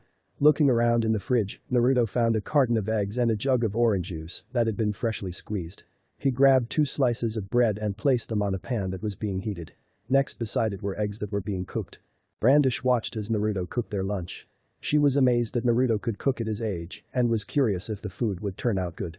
Moments later, Naruto brought her a plate that had toast and eggs, with orange juice as beverage. "Traveling alone you pick up on a few things," Naruto explained. "With no one teaching me how to cook, I had to learn alone. I came across this ingredient from a restaurant and thought it was pretty good." Of course he had to lie about the restaurant. In reality, he had learned this recipe back in the elemental nations. Brandish was munching down her toast and slicing her eggs, but had listened to what he said. She was amazed that Naruto picked up talent just from traveling. Finishing their meals, Naruto brought the dishes to the sink and started to clean them. After cleaning, he came back to Brandish and asked what she wanted to do today. Since your mother isn't home, what else do you want to do today? Well, I haven't really had the chance to explore much around town. Could we maybe go to where you went on a jog? Naruto obliged and led her to where he went on a jog. Brandish had never ventured through the forest, even when her mother was with her. Without any knowledge of what resided in the forest had scared her, so going through it with Naruto, she held his hand super tight. Exiting the forest, a beautiful river accompanied by a flat grassy field came to view. Brandish had never saw this type of scenery before. Her eyes were practically glowing from the scenery. As they came closer to the river, she crouched down and put her hands in it. The water was so clear that she saw fishes swimming. Looking to where the current was going, she looked opposite to it and saw a waterfall. There was a trail that went all the way up to the top of the hill. The waterfall wasn't steep and looked to be about 11 feet. At the bottom of it were flat rocks, but what appealed to her was that Naruto was not next to her, but instead sitting on the flat rocks. Naruto, what are you doing? Brandish asked as she walked closer to him. Once in a while, it's good to ease your mind. I'm meditating, Brandish. It is good for the body and soul. I'm going to be like this for a while, so you can do anything you want for a bit. If you need anything, just call out. It had been a while since he meditated and connected with nature. Brandish nodded as she walked away, but not too far away from him. She thought if Naruto was doing something productive, then she would too. Grabbing a few unique rocks, she placed them in a row. She would practice growing with her magic instead of shrinking. Entering his mindscape, Naruto was greeted with his companion. We haven't sparred in a while, Kurama. Would you like to spar? I could use a workout. Sure, just make sure not to overdo it, since that girl is still nearby, Kurama said as he flexed his arms to stand up. It had been a while since they sparred. The fox spent most of his time sleeping nowadays, but would be awake when something important happens. As they were sparring, Brandish felt massive burst of wind coming her way. Tracking its source, she realized that Naruto was the one releasing the bursts. She thought to herself that it must have been him meditating. Not thinking much of it, she got back to her practice. So far, she managed to enlarge 3 stones, and they looked to be the size of a carriage. She had used the advice Naruto taught this morning, but this time imagined it expanding. Hours had passed and they were heading back to the house. Opening the door, they were greeted with Grammy, who was preparing dinner for them. Welcome back, you two. I noticed that you guys weren't home, so I assumed you guys went out. How was it? She asked the 2 kids. Naruto helped me with my magic, Mom. I can actually shrink and grow something. Brandish said excitedly. The 3 talked about their adventure through the forest during dinner and learned that Grammy would have to do late shifts often due to change in schedule. Grammy explained that she might stay there for some nights or even a week due to the emperor coming home soon. Hearing this, Brandish became distraught but was reassured when Grammy said she would write letters. As time went on, Brandish was getting used to Grammy not being home often. In those months, Brandish relied on Naruto as much as she did with her mother. Grammy had visited on some occasions, but the 2 were practically living alone in the house. Naruto took charge to cook food for the 2. While away, Grammy would send notes home when she would work from the tower. Though Brandish was sad, she still felt excited every time she received notes from her mom. During those months, she had improved in using her magic. She could grow and shrink on a larger scale and could alter living organisms. She first tried it on a fish when she went to train at the river. It was subsequently harder since it was alive, but Naruto had explained that since it was a living being, she would have to feel its life energy. In time, she got better with access living beings' life energy to alter their mass. In those months, Naruto would explore beyond the town in his free time. On some nights, he would explore to get a feel of the land. During his exploration, he came across a small church that was just a little out from the town. In the day, he would visit the church, leaving Brandish alone to train. He learned that the church had a sister nun, a father, and 3 other kids. He would come by often to greet them, and eventually they got used to him. Brandish, on the other hand, started to open up to Naruto. She thought of him as an older brother. Him taking care of her made her feel closer to him. She was happy that her mom invited Naruto to live with them. Without Naruto, she wouldn't have been as strong as she is now. Godspeed, it was now reaching 6 months and living with Brandish. Naruto had planned to leave and head out during this time to meet the emperor. The sun was setting and the 2 kids were on their way home. From afar, they noticed a figure coming their way. Behind them was a carriage that was following the person. As the figure came closer, the kids noticed that it was a knight from the capital. Judging from your hair, I assume you are Grammy's daughter, the knight spoke. Brandish nodded as she held Naruto's arm. It was the first time a knight came to town and actually talked to her. I'm sorry to say this, but your mother has been killed, the knight said with a sad tone. I don't know if she told you to, but she had came home from Ishkar. We were on patrol and noticed her body. She was a very nice woman and had greeted us every morning. Thank you for letting us know and bringing her body back, sir. You can go back to your work now." Naruto was feeling angry and sad. It had been a while since he experienced death, but wherever he went, death and the feeling was all the same. Hugging Brandish close, she cried into his stomach. She had lost her mother and had not seen her in person for nearly 6 months. All she had of her to remember her by were letters that she had wrote. Barely making any words from her sobs, she spoke, why she didn't do anything. Hearing her cries, Naruto's bangs covered his eyes. He held her tight and assured her that he would find out what happened. As they calmed down, Naruto opened the carriage and held Grammy's body bridal style, walking to the back of their house. Using his magic, he made a casket in a deep hole that was dug out. Placing her down, he held his hand over her face. Naruto concentrated and closed his eyes as a bright light appeared where his palms were. Using his wood dragon god magic, Naruto accessed Grammy's memories. "Did you hear? Layla of the Hertfilia family passed away recently after giving birth. Her husband must be depressed." Grammy overheard some of the guards talking amongst themselves. She learned that Layla had just passed away. Layla was a great master and did not abuse any of her servants. She even gave Grammy a gold celestial key. It seemed very unlikely that Layla had just passed away for no apparent reason. "I heard Layla Hertfilia died from using her life force as a substitute for a celestial key. Maybe the key she needed was lost or something. What a shame. She recently gave birth too." Grammy overheard one of the workers as she walked through the halls. "Layla must have needed Aquarius, but couldn't summon her because I had the key. I'm so sorry, Layla." The vision that was shown to Naruto slowly faded and followed up with another vision shortly after. Taking the week off, Grammy took the time to travel back to Ishkur and return to the Hertfilia compound to visit her old master's grave and to return the celestial key of Aquarius that was lended to her. It took a couple of days to travel from Alakatasia to Ishkur and a few more hours on carriage to get to the compound. Grammy felt overwhelming guilt, convinced that she was the one who caused the death of Layla. Arriving to the gate, she entered in the code she remembered, hoping that it would open. To her surprise, the gate opened and allowed her to walk to the mansion. Knocking on the door, she was greeted by her past co-worker. "Greetings, Grammy. I'm sure you heard the news already. With Layla's death, we are all working hard to keep Master Jude's spirits up. So, may I ask, what is the reason for your visit?"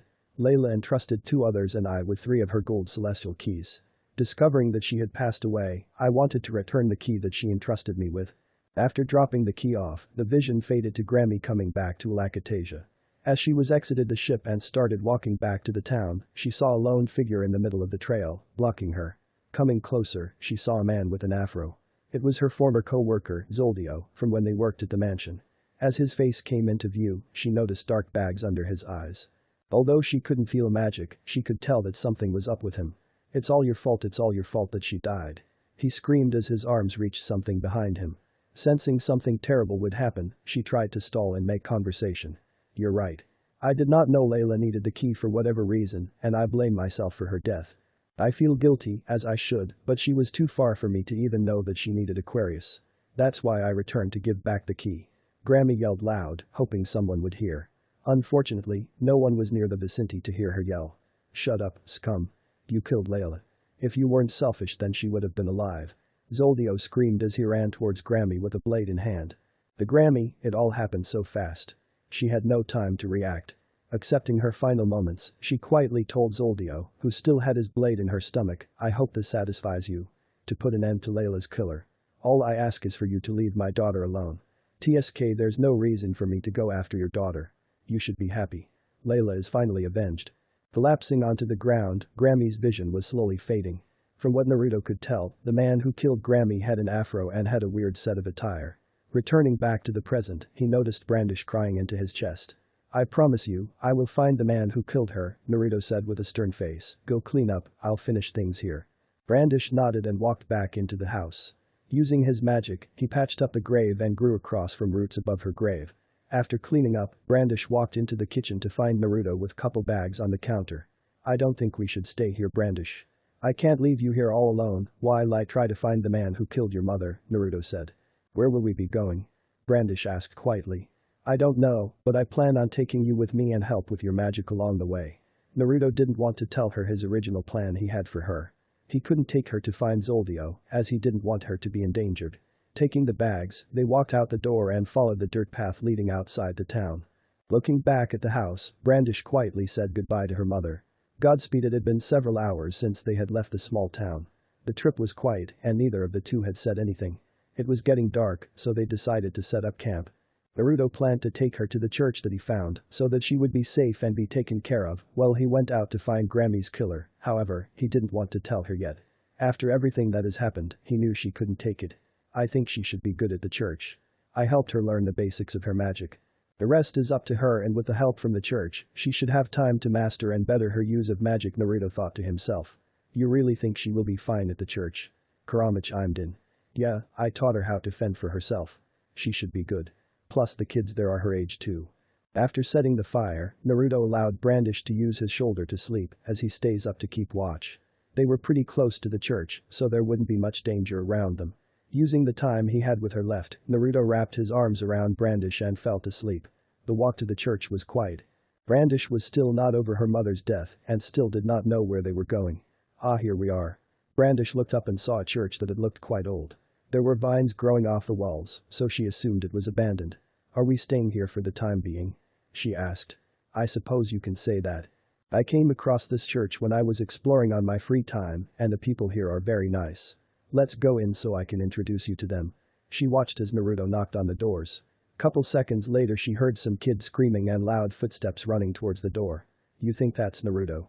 Brandish heard voices coming closer to the door. The door opened and revealed 3 kids around her age.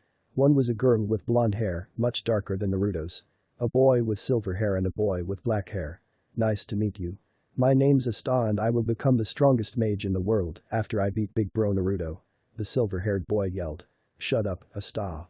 There's no need for you to yell, the other boy lectured. Don't listen to what this idiot was saying. I am the one that is going to be the strongest mage in the world. As the boys butted heads with each other and started arguing, Brandish noticed the girl talking to Naruto. Welcome back, Naruto. The girl said as she was hugging him. Hey Mary, always with the tight hugs, Naruto said. He looked over to Brandish and welcomed her to the other kids. Brandish, meet Maria, Asta and They're kids from the church. Kids, meet Brandish. Why don't you guys bring Brandy here inside and show her around? Listening to Naruto, the kids, mainly Asta and Maria, dragged Brandish inside to the church. As they went inside, the father and sister walked out and greeted Naruto. I heard what happened to her mother. The news traveled all the way to here. How is she taking it? The old man asked. It was rough the first couple of days, but it's like that when you find someone close to you died. She's taking it better than would have thought, Naruto explained. And how are you taking it? You were pretty close to her after all. I'm doing okay, I guess. It's happened to me before. Losing someone I'm close to, so I guess I am sort of used to it, but I am going to find that man, for Brandy's sake. The sister spoke up. You shouldn't go down that path, Naruto. It won't do you any good. You don't have to tell me, Sister Lily. I already know everything about the path of vengeance, trust me, he replied with a small smile. I haven't told you guys this, and I'm sorry if it's sudden, but I need to leave Brandy in your guys' care. I don't think I can protect her while trying to find Grammy's killer. You're only 10, Naruto. What are you going to do? Where are you going? They both exclaimed. Don't worry about it, guys. I can handle myself. I'm actually on a journey and only recently met up with Brandish and Grammy. I stayed hoping to meet the Emperor, but plans changed and now I have to find Grammy's killer. The two listened and were shocked at what Naruto said. They had many questions of whether or not Naruto was telling the truth but decided to leave them unanswered. Although not having much magic energy, they could tell he had a huge amount. Well, now that you brought Brandish here, are you planning to leave now to find him? Lily asked. I don't think I can do that to Brandish. I'm going to spend what time I left with her and then leave during the night. Some time later, the kids and Naruto were seen running around in the back. Naruto had used his wood dragon god magic to make some makeshift swords for the kids. Playing with the other kids had distracted Brandish of any other thoughts. Right now, she was having fun for once. Oh, I'm going to get you back, Naruto. The star yelled, chasing Naruto around. Blindlessly swinging his sword while running, he tripped and threw the sword in the air so that he could use his hands to catch himself. Before getting back up, he was hit with the sword and fell back down. I didn't even have to strike back, your sword did it for me. Naruto said with his trademark foxy smile. This earned a laugh from the other kids. The night was getting dark and Naruto was about to leave. Excusing Brandish from the other kids, Naruto gestured her to come to him near the front of the door in the church. It seems that you had lots of fun today, Brandish. I'm sorry for everything that's happened, but I'm going to leave you here with the rest of them. Why? Where will you be going? Brandish yelled in a whisper to not bring attention to them. I am going to find the man who killed your mother. It's going to be dangerous and you just aren't ready for that kind of experience yet. Stay here and listen to the old man. Practice your magic too, don't be lazy. I'll find you again, Brandish. Just wait for me. But I don't want you to go. You're the only family I have left. She said as she was bawling her eyes out with tears. Drawing her into a hug, Naruto held her tightly. Everything will be fine. Take care of yourself. They held each other for a while before she let go. Naruto bent down and placed a kiss on her forehead, and with that, he left to find the man who killed Grammy. I will find you, Zoldio, Naruto said in his head, leaking massive killer intent. It was way past midnight, but Naruto was still up and walking. Finding a clear area, he crouched down to the ground and placed his hand on the grass below him. Would Dragon God pulse? Suddenly, the ground started to vibrate. It wasn't extreme as an earthquake, but one could still feel it. Massive ripples of green waves rippled from where he used the spell. Closing his eyes, he now could envision everything around him. He could feel all the life of nature around him. Naruto was at least 10 miles out from the church, but could still feel the life forces of Brandish and the others. Focusing, he sent another pulse, as if he was finding someone. It took almost 20 minutes of pulsing, but he felt a similar life force as he did in Grammy's memories. He found the life force of Zoldio. The man was taking shelter on a nearby river somewhere in Ishgar. That's quite far. It's going to take you a long time on feet to reach to him, Kurama spoke. You're right. I don't have time for walking. Closing his eyes, he started to draw energy from within himself. Naruto raised his right hand in front of him with an open palm. A second later, a truth-seeking orb was formed and shaped into a wide disc so that he could sit on it. Finally sitting, he set course to Zoldio. Godspeed. Zoldio had taken vengeance on his master's supposed killer. He had to thank Hades for the power. Before he had set out to kill Grammy, he was approached by Hades and was given an opportunity for power. All he remembered was that Hades gave him dark magic. Unknown to him, the dark magic was slowly consuming him. All the hate and revenge had made the magic even more potent and more controlling of Zoldio, affecting his decisions. Killing Grammy did not relinquish his thirst for blood. He still desired to kill. Zoldio had to find Hades and give him his report. The magic that he was given was new, and Hades wanted to know everything. Hades had given him directions for Zoldio to find him in the country of Sin, south of Ishgar. All Zoldio cared about right now was to get back to Hades as fast as he can, so that he could get more power. 2 weeks had passed and Naruto had arrived in a country called Kalem. Focusing on Zoldio's life force, Naruto knew he was close. What are you going to do upon finding him, Naruto? Kurama asked. Come on, Kurama. You think I'm like Sasuke? Just making sure. Arriving to the camp, Naruto was hidden in the trees. Standing up, he made himself known. Zoldio. Tell me why you killed Grammy. Waking up and getting into a fighting stance to protect himself, Zoldio slowly looked around and didn't see anyone. Who's there? Zoldio asked. Why did you kill Grammy? What's it to you? It doesn't matter, she's dead. Ha ha ha. Naruto could feel a large amount of negative energy resonating from the man. Naruto hopped down so that he was facing him. It looks like I have to beat it out of you, Naruto said coldly. Zoldio quickly transformed into a goat and charged towards Naruto. Closing in, he brought his knee to impale Naruto, but it was blocked. Jumping back, he saw that Naruto had not gotten into any stance. You think you're tough, brat? I'm going to beat the cockiness out of you. A mixture of red and black magic started to coat Zoldio. Naruto knew that this was the dark magic's doing. Charging towards Naruto, he was way faster than the start. Going for a roundhouse kick, Zoldio aimed for Naruto's head, only to be connected to his arm. The kick was very strong that it had kicked Naruto into the trees, causing some of them to snap and break. It would seem that the magic increases his strength, Naruto thought as he tried to get up, but was stopped when he sensed that the goat was going in for another attack. Anticipating his moves, Naruto blocked his stomach. Zoldio charged without letting Naruto get up and kicked him up in the air. He felt his kick connect, but when he looked up he noticed that Naruto had blocked his attack once again. Floating in the air left Naruto time to think. I sense guilt. He is guilty for murdering Grammy. That means his soul is trapped by the dark magic. I see. Show me what you got, you ugly goat. This seemed to tick off Zoldio. Using his legs, he crouched down so that he could jump up to Naruto. Since he was a goat, his legs would be able to spring enough force to reach him. Jumping up to Naruto's level, he brought his hands together and smashed Naruto down into the ground. Falling back down, he saw a crater that was created from the smash, but noticed that Naruto was still standing, unscratched. Disappointed, Zoldio charged at Naruto once again with a high kick aiming at his head. Ducking, Naruto decided to counter and test Zoldio. He brought his leg up for a roundhouse kick, but to his surprise, Zoldio blocked it. The kick was powerful that it made distance between them. I see you have possessed the body of Capricorn, the celestial key that your master gave you. What would she think of you, her servant that she trusted to give the key to, possess said key? Layla would be fine with it because I avenged her death from that murderer. Zoldio yelled as he jumped into the air. Aiming his foot at Naruto's position, he crashed down to deliver another kick. Jumping out of the way, Naruto spoke, "You're wrong. Layla didn't want you to do this, Zoldio. The magic is getting to you, I know you feel guilty for killing Grammy." He was interrupted, blocked a punch from the goat, but he continued, "We both know that she didn't kill Layla. How could she have known that Layla need the key?" As another punch came into view, Naruto tucked to the side and countered with a right hook, knocking the goat back and making him unstable. From what Naruto said, he knew that Zoldio's soul was fighting back the magic. He needed to keep going for the magic to weaken so that he could purify him. Clutching his head, the goat faltered. Releasing another burst of dark magic, he charged towards Naruto, unleashing a barrage of kicks and punches. Fire Dragon God Flame Body.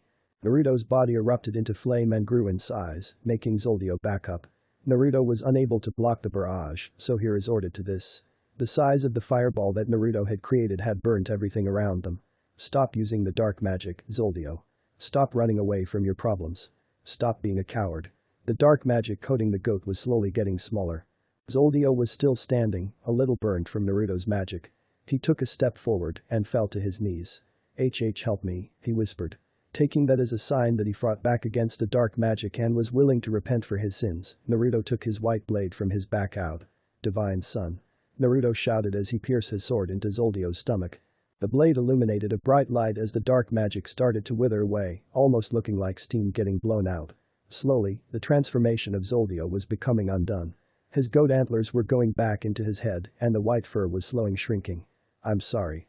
I had thought that Grammy was the one who killed Master Layla, but I was wrong," he said as he laid on the ground, unable to move. "I was approached by Master Hades, who had given me power to accomplish my goal. My vengeance was overwhelming that the dark magic used that to take over. Tell me, what is your name, boy?" "It's Naruto.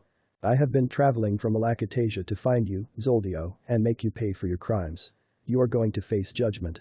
"If it were so easy, Naruto. You see, I broke a very crucial law of the celestial world. I had taken control of Capricorn, and now with no more dark magic in me, the consequences of what I did is upon me. Take this key and please hand it to Lucy Hertfila." "Those were Master Layla's wishes," he said as he handed Naruto the golden key. Zoldio slowly faded into golden particles and ascended into the sky. Watching his life force ascend to the skies, Naruto spoke to himself, "The hell. That idiot didn't even tell me where to find her. Ha ha ha, onward to another journey then." Kurama laughed. Naruto did not feel any remorse to Zoldio, so he couldn't say that he felt bad for his death. However, he did feel a sense of accomplishment for Grammy. He got Zoldio to apologize and made him acknowledge his guilt. Holding the key in his hand, Naruto clutched it heavily. "Let's find a Lucy Hertfila."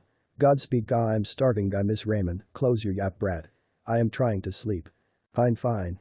It had been 3 weeks since the incident with Zoldio. Naruto was walking blindlessly, not knowing where Lucy Hertfilia was. Not to mention, he hadn't gotten any food since then. Up ahead of the path he saw a group of men running away from an old man. "I see bandits," Naruto surmised. Moon Dragon God's roar. The attack hit the bandits, knocking all of them unconscious. Looks like they were pretty weak if they got knocked out by a single roar. Hauling the cart with all the stolen luggage back to the old man, he was thanked. Unbeknownst to Naruto, however, was a small girl hidden in one of the barrels that had witnessed everything that had happened. Peeking out from the lid, she saw 9 symbols on Naruto's back and his attire. Is he a wandering mage? The girl thought as she closed the top of the barrel.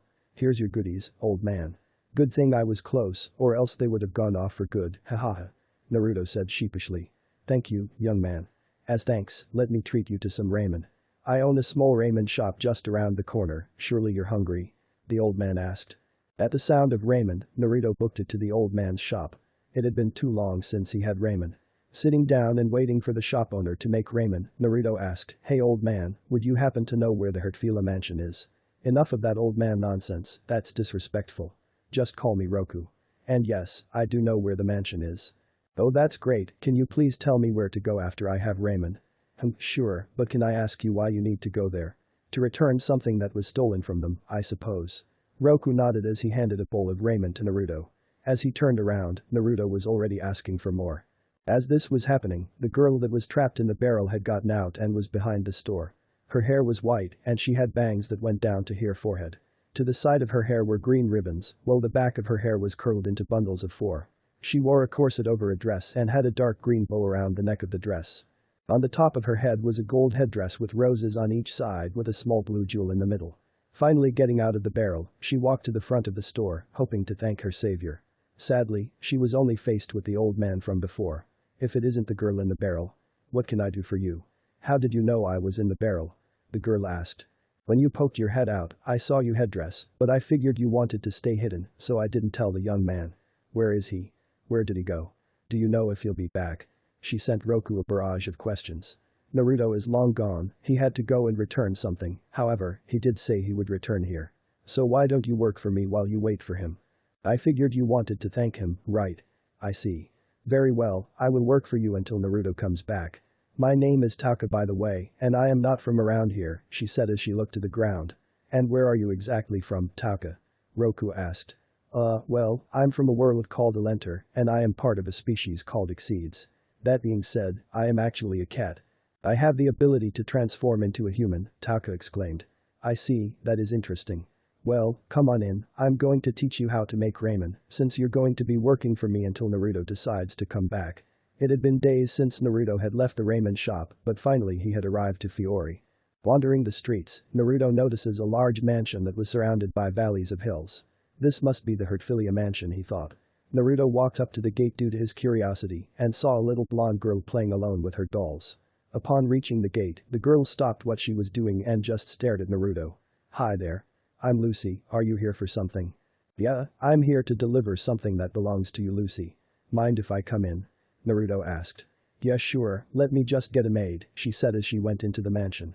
Minutes later she came out with a maid. The maid asked Naruto if what Lucy said was true, to which he nodded.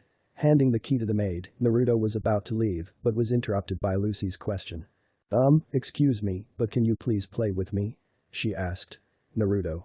My name's Naruto and sure, I can play with you for a while, if that is alright with your maid.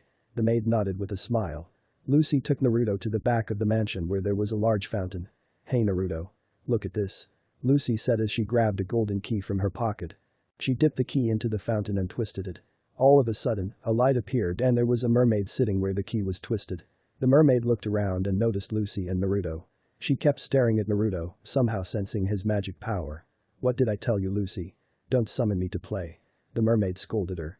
But Aquarius, I wanted you to meet my new friend. Yo, Naruto waved. Aquarius listened to her explanation. Having some questions about Naruto, she lied and asked Lucy to bring her some tea. Lucy listened and left to go inside and fetch a cup of tea for her. Spill it, boy. Why are you here? No one ever visits the mansion ever since Layla died, she interrogated him.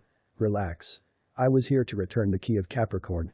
Since you were close to Layla, I thought that you should know Grammy and Zoldio are dead. Zoldio possessed Capricorn and with dark magic killed Grammy. Don't worry, I freed the goat and purified the magic, Naruto explained. I see.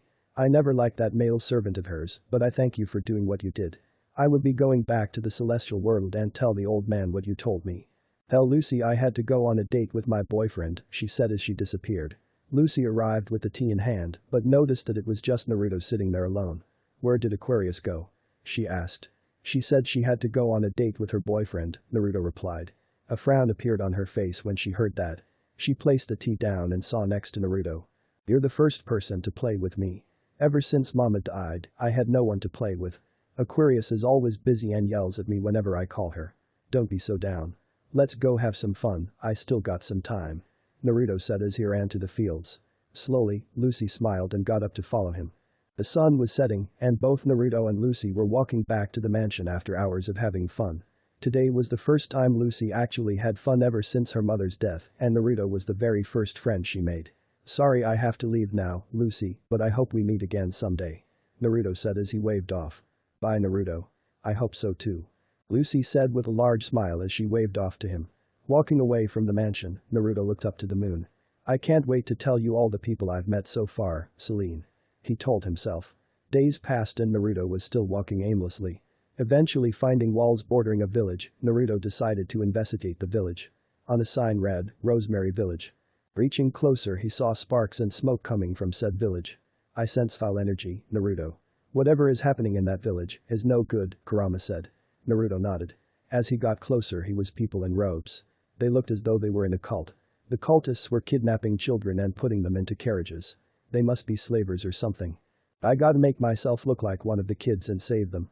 Naruto used a mixture of genjutsu and transformation magic to make it seem as though he was one of the kids. He wore similar clothing to them, but not much changed about his hair accessories. Opening a portal, he stored his bag and swords inside. Walking into the village, he faked cried out, "Stop, leave them alone." Taunting the cultists, they heard Naruto and started grabbing him and placing him into the carriage with the other kids. Moments later, he was bagged and couldn't tell where they were going to take them. He was about to break free and save these kids, but was stopped when Kurama spoke.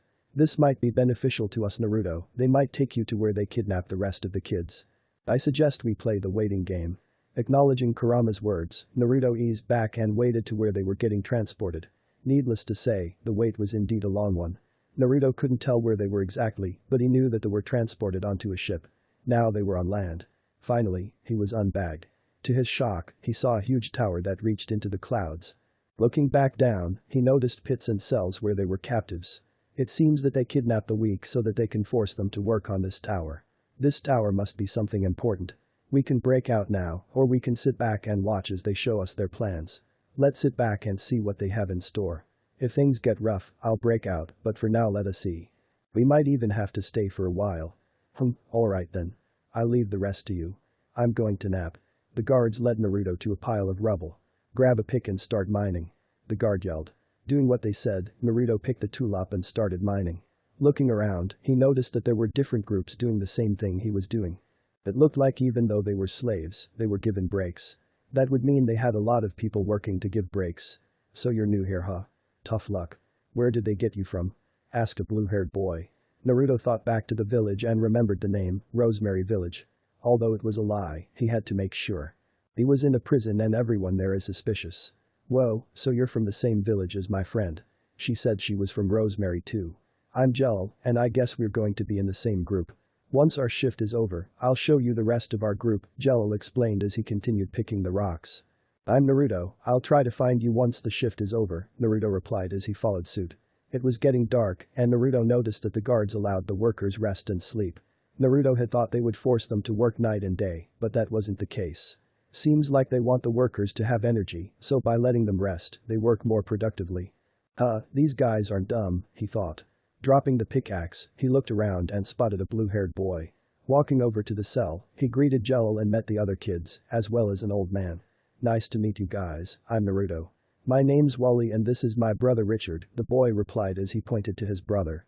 "I'm Liana, nice to meet you." "Simon," the skinny boy said. "I'm Sho," a small boy yelled. "Nice to meet you, Naruto. You can call me Rob, and this right here is Urza," the old man said as he pointed out the red head, to which she waved. "I only know of one Urza, and it's no coincidence that she has the same hair color as Irene.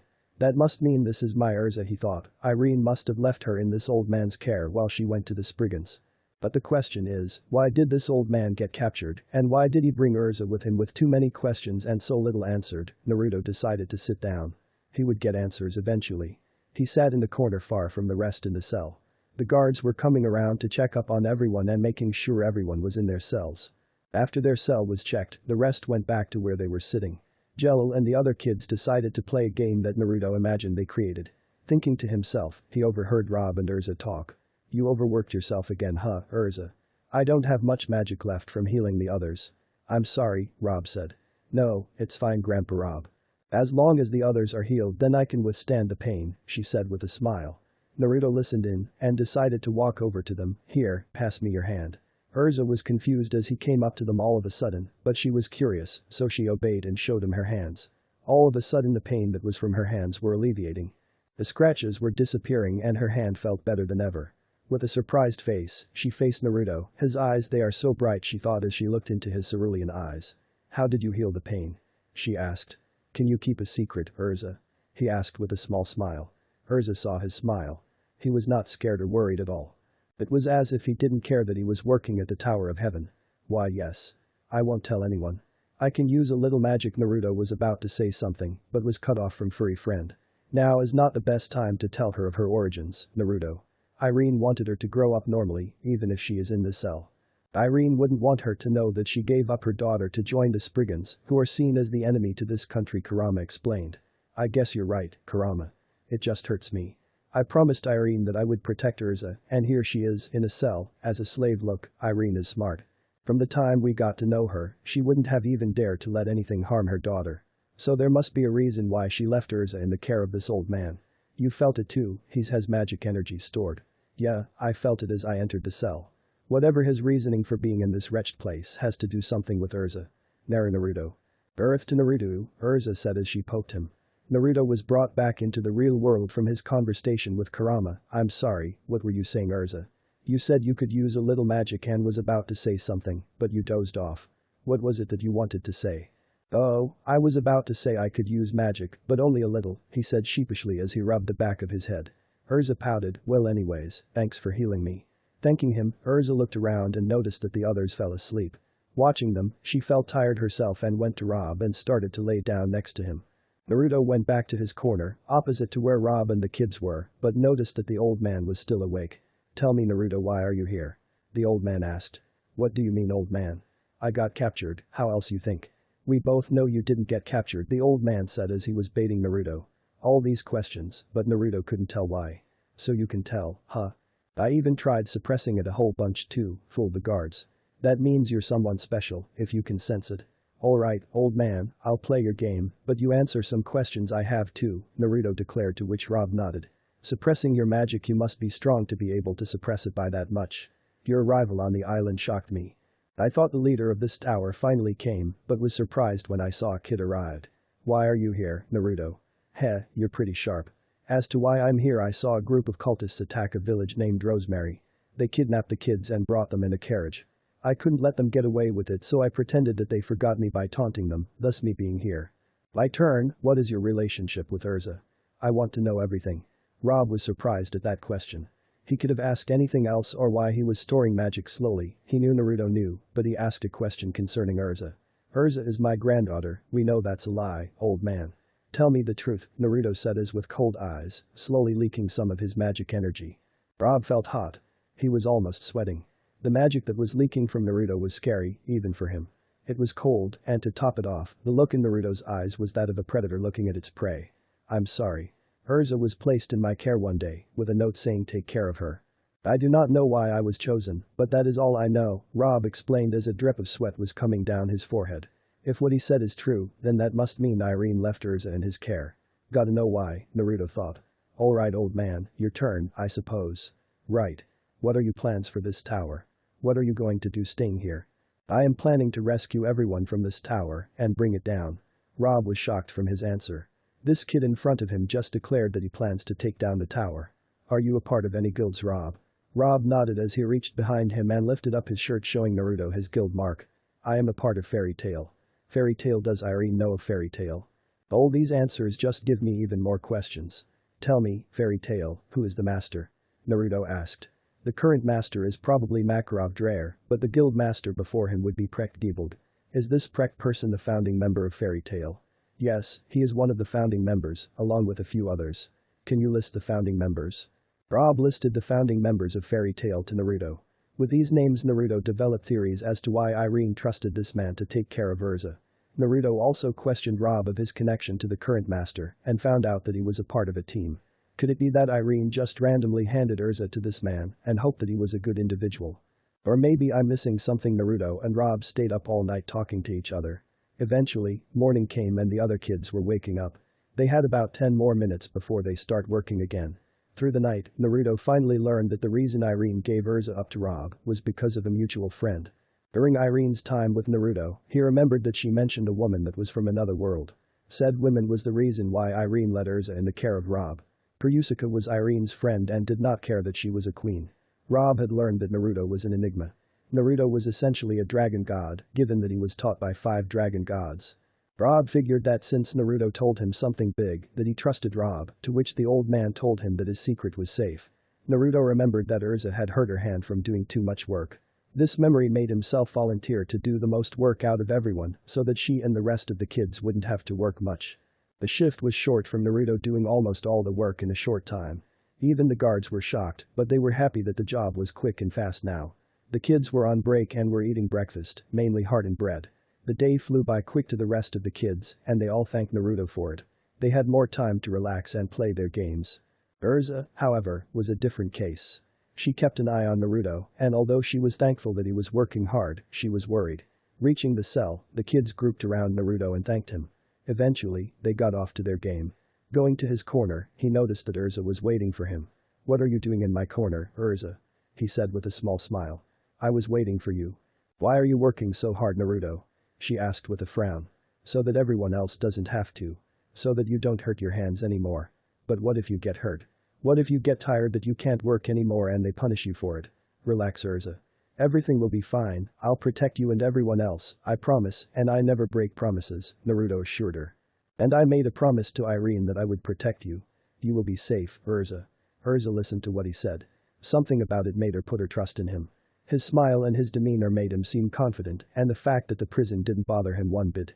"Okay, Naruto. I trust you," she said as she slowly drifted to sleep, leaning on his shoulder to sleep. As Naruto waited for everyone to fall asleep, he slowly moved Urza from his shoulder to a makeshift pillow he made from his clothes, making sure not to wake her up. Standing behind the bars of his cell, he carefully observed where each of the guards were stationed. Finding a clear spot, he used his Moon Dragon God magic to create a rift and teleported outside the cell. As he was doing this, Urza was already awake. She had been awake since he moved her from his shoulder. She was pretending to sleep to see what Naruto was up to, but after some time, she opened her eyes just as he teleported out of his cell. Shocked and surprised, she crawled closer to the bars to see where he had gone. Quickly looking around, she spotted him climbing on top of one of the guard posts. Not being able to do much, she decided to just observe what he was up to. Naruto crouched atop of the goalpost. He hadn't been spotted and most likely wouldn't be spotted at all, since he was a shinobi. From this high vantage point, Naruto could see several exits. There was the entrance where he was brought, but there were also multiple exits that looked to be only for guards. So a total of 5 exits now onto weaponry. Let's see how equipped these guards are, Naruto thought as he jumped through an open window in the tower. So this is the first floor. It looks like this floor is where they eat. Naruto snuck past a guard stationed outside the cafeteria. Sneaking on the rooftop beams, he looked down and noticed staircases that spiraled throughout each of the floors. On each side of the main staircase were 2 other similar staircases that were just as guarded as the main one. 3 staircases. If this is the first floor, I would assume the main floor is where they keep their weaponry. Naruto assumed that the main floor would be where they stored their weapon and armor, since it would be the most logical place for them to be. If they were attacked, they had ease of access to grab whatever they need. After confirming the weapons floor, Naruto snuck up to the second floor. After successfully infiltrating the second floor, he noticed that this was the sleeping quarters of the guards. Knowing this was not that beneficial, but it would help him knowing the layout of the tower. Eventually, Naruto teleported back to his cell. Morning would soon come. As he got back to his favorite spot in the corner, he noticed a certain redhead awake and sitting up. It looked as if she was waiting for him. "What are you doing up so early, Urza?" he whispered. "Where did you go, Naruto?" she asked with a pout. "Heh, what do you mean? I just woke up," he explained, but she kept staring at him. Fine, I was just going out for a walk, is all. I made sure none of the guards saw me. I never really liked being cooped up in one place, you know." Urza was still pouting and slightly doubting his words, but it didn't matter because he came back safe.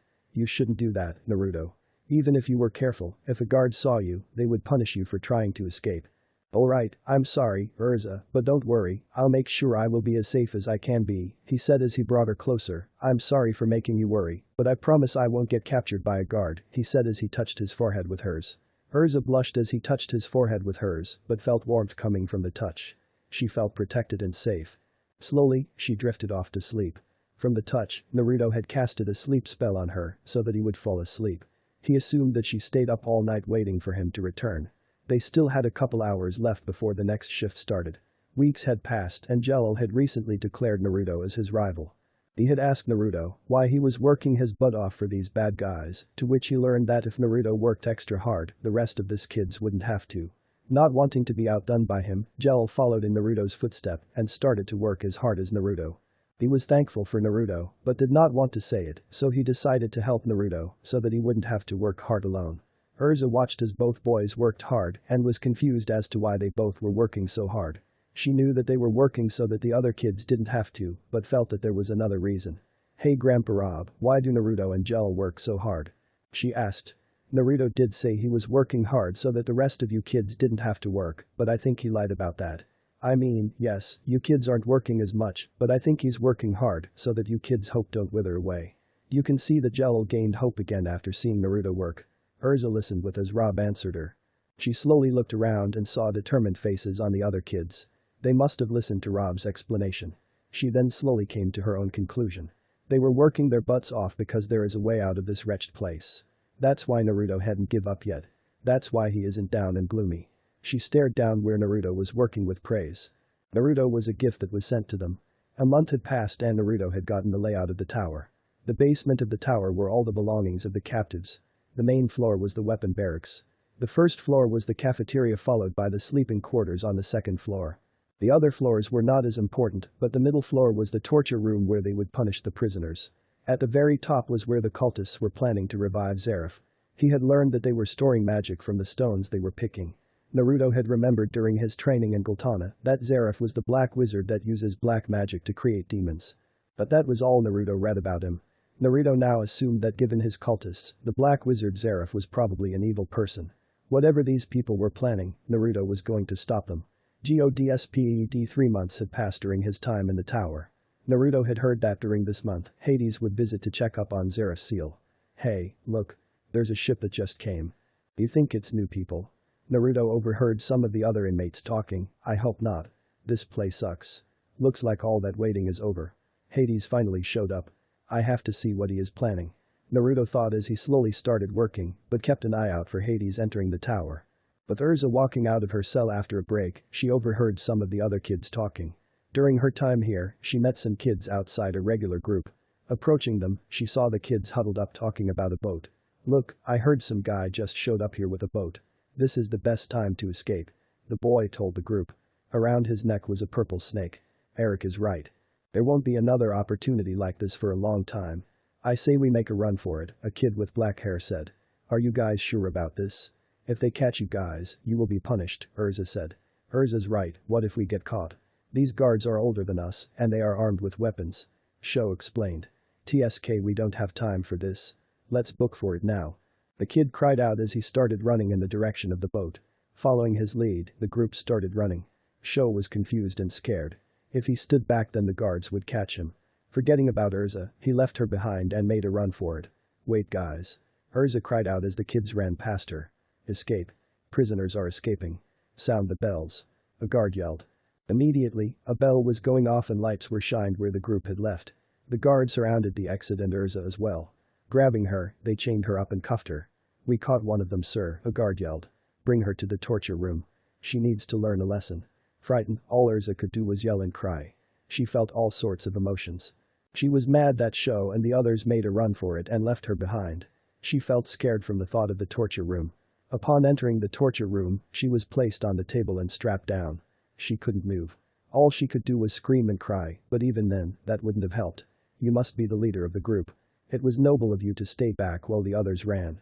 I hope you won't ever try that again next time, a doctor said as he injected her with a pain inducer as well as a sleeping dose. While under sleep, she could still feel the pain. It felt like hell. She was in a nightmare that was real. With Naruto heard the bells ringing. Something bad must have happened for it to go off. During his time here, it was never rung, so it was the first he heard of such. Looking around, guards were grabbing every prisoner and brought them to the center. It looked like a roll call of sorts. Fuck. Now of all times I need to know where Hades went. Wait, did he enter the tower already? Naruto thought as he looked around quickly, but all he saw were guards. Now grouped, they sat down and waited to hear what the guards had to say. It would seem that a group of individuals planned an attack. We captured one of you guys, but she still hasn't gave up. Who came up with this idea? The head guard spoke. Wait a minute, where's Urza? She? Does that mean the guard caught her? All of a sudden, he heard a loud scream. He looked around and noticed that none of the others heard it. Due to this heightened senses as a dragon god, he could tell that was her scream. Somehow, Jello figured that she was in danger too. It was me sir. Jello yelled as he stood up. The guard circled around him and chained him up. Then they knocked him out cold. Grinding his teeth, Naruto spoke to himself, why would you do that you idiot? It seems that this young man was the one who staged an escape. Very well, we will let the girl go. Don't you guys think of trying to escape, the kids who tried were executed already, the head guard said as he started laughing. A vein popped on Naruto's forehead. He was slowly leaking magic energy with a mixture of killer intent. The pressure was so strong that the ground started cracking below him. Before he went into a frenzy, he felt a hand on his shoulder. This stopped state of mind and slowly returned to normal. Looking back, he saw that Rob had stopped him. Now isn't the time, Naruto. TSK, he said as he started walking to his cell. Hours later, the door to Naruto's cell opened. The kids had been depressed ever since Jello gave himself up. They weren't even playing any games. To make it worse, Urza was captured. As the door opened, the guards threw Urza inside the cell. Naruto managed to catch her before she hit the ground. They all surrounded Urza and saw that she had a bandage over her right eye, with a bit of blood stained on the bandage. They could see a trail of dried tears in her remaining eye. Wanting to let her sleep, they went back to their place in the cell and waited for Urza to wake up. Later in the night, Urza finally awoke from her slumber. She touched her right eye, only to feel the texture of a bandage. She remained where she lay and looked across the cell to see the other kids sleeping. Looking up, she saw Naruto's face. "What happened?" she asked. She vaguely remembered being brought to the torture room, but everything else was hazy. "Some of the kids tried escaping, and they used you as an example. Jello gave himself up as the mastermind of the plan to save you," Naruto explained. "Where are the other kids?" she asked, but got no response. "I see. Enough of that though, how are you feeling?" "Tired, but I can't feel any pain." "You'll probably feel it later. They must have gave you painkillers or something. Anyways, you should probably get some rest," Naruto explained as he leaned back against the wall. The timing couldn't have been any better. "The best chance of breaking out is here with Hades, but with them killing the others and punishing Urza, I feel that they will be more on guard. I've got to see when Hades will be back next," Naruto thought as he created a clone. "Go find out when Hades will return and dispel instantly," he ordered. The clone nodded and created a rift into the tower. Sneaking into the top floor where they were storing magic for the revival of Zeref, the clone found Hades. Good. The magic flow is coming in nicely. We should be able to revive him soon. If this pace continues, I will be back 1 to 2 years, Hades said. The clone heard when he would return and dispelled. He was ordered only to listen and dispel once he got a time frame, however, he missed out on what happened after. Use the boy they captured, Altair. Brainwash him into thinking his body is controlled by Zeref. I feel like he will be a good asset to our plans, Hades continued. Very well, master, a woman replied. She had purple-black hair with red eyes. The woman, known as Altair, obeyed her master's command and used possession magic on Jella. Red lines of magic came out from the ground and moved around his body, slowly entering his eye. So, this concludes the end of this story. And I hope you all enjoyed it. Remember to subscribe to the channel, and if you want to listen to the next story from this channel, turn on the notification bell. So, I'll see you all in the next video. So until then, stay happy, stay fit, and goodbye everyone.